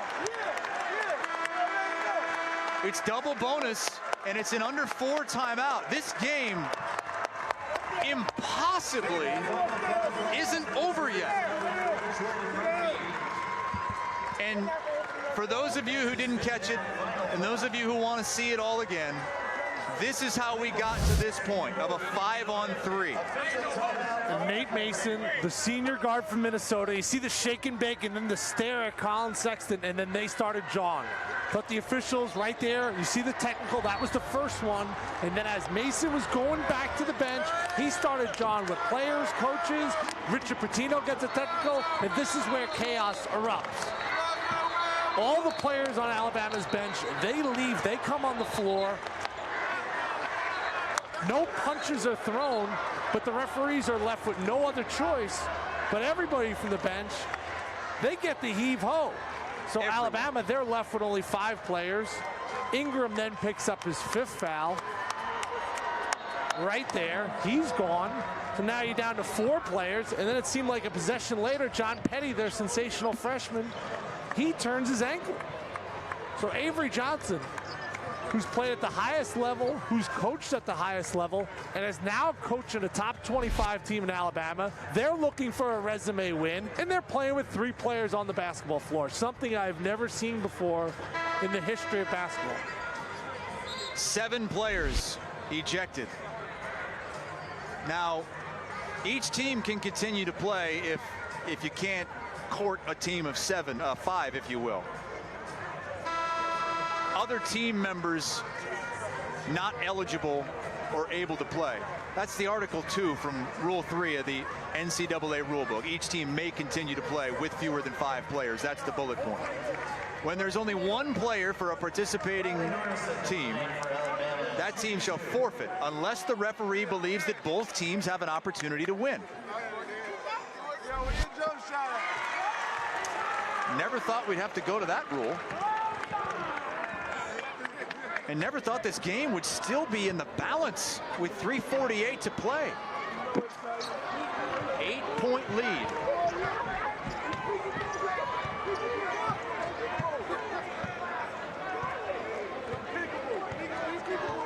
And now the Gophers work the clock down a little bit. Let's see. Richard Pitino's been okay with his players just pulling up, taking 3s, taking long 2s because they're all open. Alabama just has to pack it in with that triangle. Washington hits the jumper. Colin Sexton totally gassed. He has 33 points in this game on 10 of 18 shooting. Sexton for 3. Got it! What an amazing performance from the freshman Colin Sexton out of Mableton, Georgia.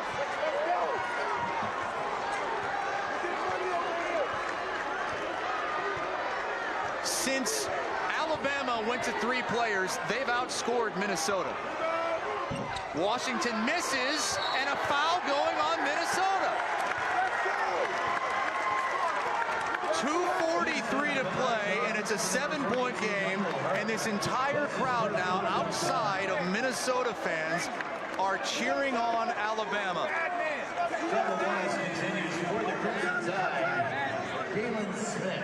I don't even know what to tell Richard Pitino to do. You never practice 5-on-3. First free throw is good from Galen Smith, who didn't even play in the game yesterday. Riley Norris, who's one of the other 3 players still left, he didn't play in any of the first 3 games for Alabama this season. It is a 5-point game with Minnesota playing 5-on-3 against Alabama. For a while, we thought Alabama would just forfeit. They are right there. And he stepped out of bounds. Alabama has it, down 5.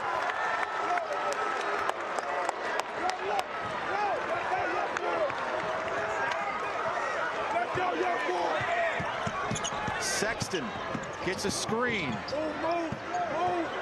He's got trying to get Norris and Smith out of there. Too strong on the 3. If that would have went down, this whole place would have come down. 36 points for Colin Sexton. 2 minutes to play in this game.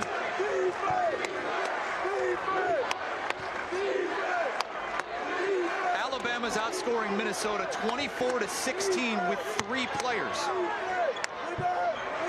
Sexton the rebound, here he comes. Sexton himself, got it! It's a 1-possession game!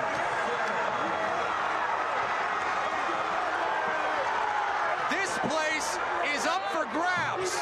Sexton the rebound!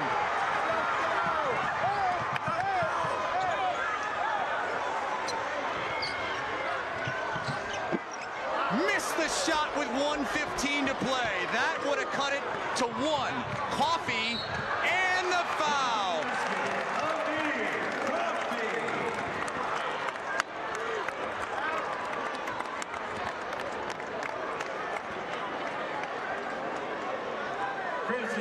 Minnesota back up 5 with 1:12 to play. This is one of the more courageous performances I have seen in the history of sports. 3 players. And not even the 3 players that you would choose to be on the court if you're Avery Johnson. He calls a timeout, down 6, 1:05 to play. Win or lose, and it probably will be lose. This is going to go down as one of the all-time gut checks in college basketball history. You know, I said around the 7-minute mark, I thought he'd wave the white flag. I thought he'd throw the towel. Hey, let's attack number 42. He can't move his feet at all. Let's listen to Avery Johnson talking to his 3 players. That's what I'm saying. I said, get this at the screen. Yeah.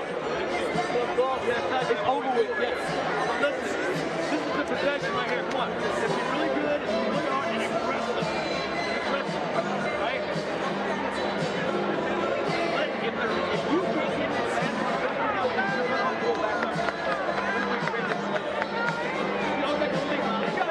go back up. So we got 1 possession right here. We got at least 2 possessions left. Yeah. So when you get this deep, get in the middle, and now we set it over here. The top's gonna go. All right? Where am I at? Right here.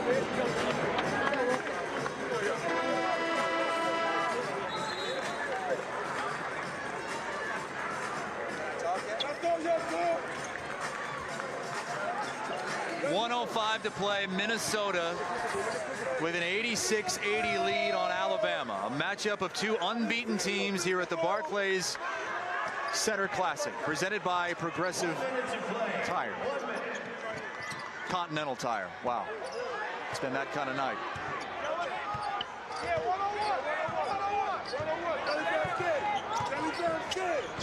Sexton Down 6, 3 on 5, dishes off, it's a dunk!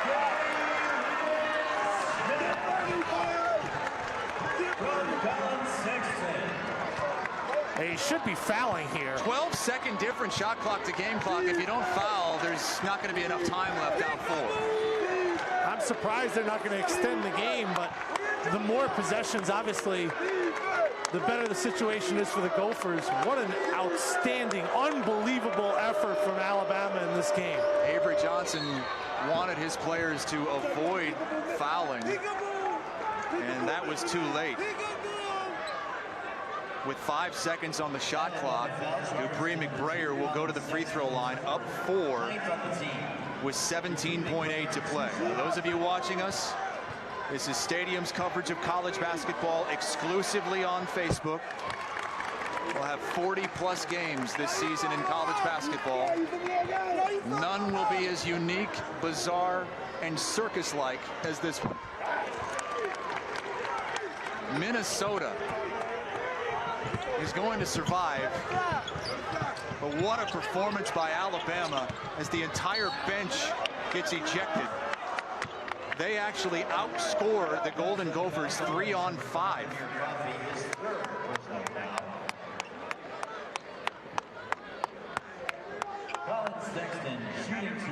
Colin Sexton going to the line with a chance to reach 40 points. Sitting on 38.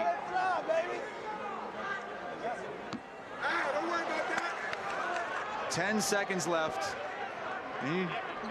Going to be interesting to see what kind of ovation these fans are going to give these 3 players for Alabama. A foul, Michael Hurt will go to the line. Avery Johnson giving his 3 players a hand. The entire bench was ejected for entering the court during a scuffle. And I realize I keep repeating myself, but it's because we have so many people who are just tuning in because they've heard about what's going on. The whole bench came onto the court, so the whole bench was ejected. Alabama was left with 5 players on the court. The problem is, one of them already had 4 fouls. That was Dazon Ingram. He fouled out, and then John Petty injured himself, rolled his ankle. That's why they finished the game with 3. 0.8 left. And free throws coming. Colin Sexton's going to be remembered for his heart of a lion in this game. He single-handedly kept Alabama in this ball game. He was getting oxygen on the bench. He was huffing and puffing. Stadium is your new national news and sports network. We focus on the sports at Stadium, folks. The only 24/7 network available on both television and digital services without a cable subscription. 40 points for Colin Sexton, and he has his hands raised. The 3 players for Alabama are coming together at midcourt. Minnesota gets the 89-84 win. But in the end, everyone's going to be talking about what these 3 Alabama players did in the closing moments of this game to keep it a game. Down by double digits, playing 3 on 5. They came back, and Colin Sexton actually had a shot to cut it to 1. They had the ball down 3 in the final minute. Yeah, he shot a pull-up jump shot there. I'm sure in hindsight, down 3, he would have liked to jacked up a 3-pointer just to see if he could tie this game. What a wild set of events. Emotions were high. The crowd was into the game. And this really started with Nate Mason and Colin Sexton going head-to-head. Mason, a reigning All-Big Ten player. Kristen Balboni on the court.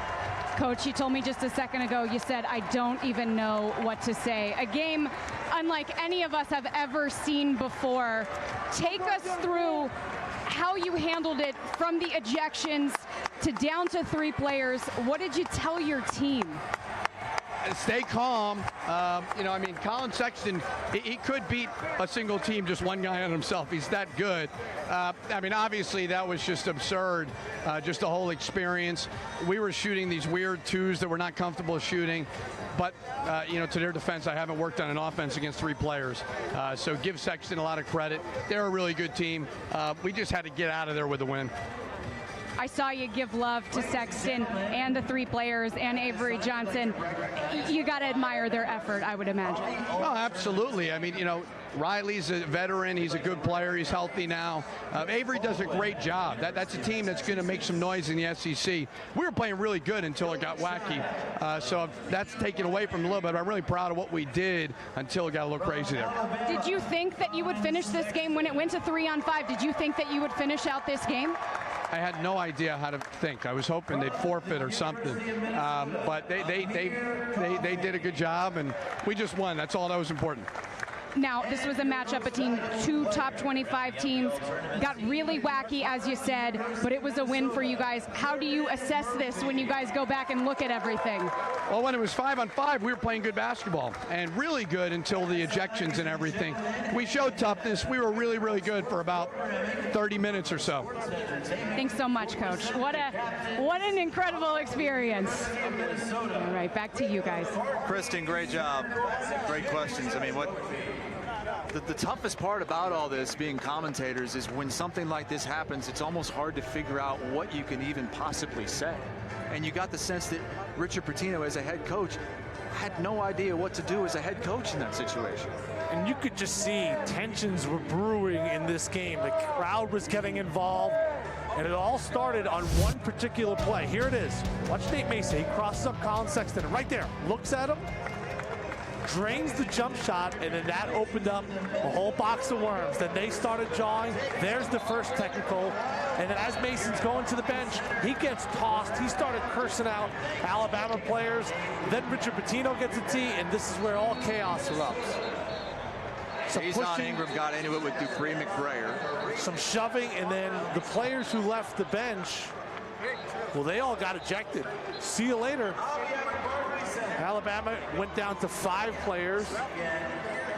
And then a couple of possessions later, Ingram picks up his 5th foul. So you go from 5 players to 4. There's the 5th foul. And then the next possession, John Petty, their freshman sensation, bam, he turns his ankle. He was in excruciating pain, and now down to 3. And I thought at that point, Chris, Avery Johnson, who's been around basketball a long time, I thought he had thrown the towel. They were down double digits, and there was still a lot of time left, almost 11 minutes when Petty injured his ankle, and it was clear he was not going to be able to come back. He couldn't put any pressure on that right foot. They outscored Minnesota with 3 players. They only had 3 players for the remaining 7+ minutes of this game, and they outscored the Gophers and had a chance to tie the game. They made it a 1-possession game. Colin Sexton was outrageous in this game. He had 40 points. Thought Alabama showed a lot of heart, a lot of determination. I think that coaching staff could have done a better job of keeping their players on the bench, but things escalated so quick here, from the Mason to the ejections to the fight, and then down to 3 players. What an effort, though, from Alabama. And, you know, what gets lost in all this is Jordan Murphy goes out there. He has 19 points, 12 rebounds in the first half, and we're talking about Minnesota being a Final Four team, and instead it turns into what Richard Pitino totally describes a wacky game. When all is said and done tonight, and when this game shows up on all the major national sports outlets, they're not going to be talking about Minnesota winning this game, a game of top 25 teams. They're going to be talking about what happened with Alabama, and then how Alabama's 3 players responded. I think it's safe to say we may never see that ever again in the history of college basketball. A team finishing the game with 3 players.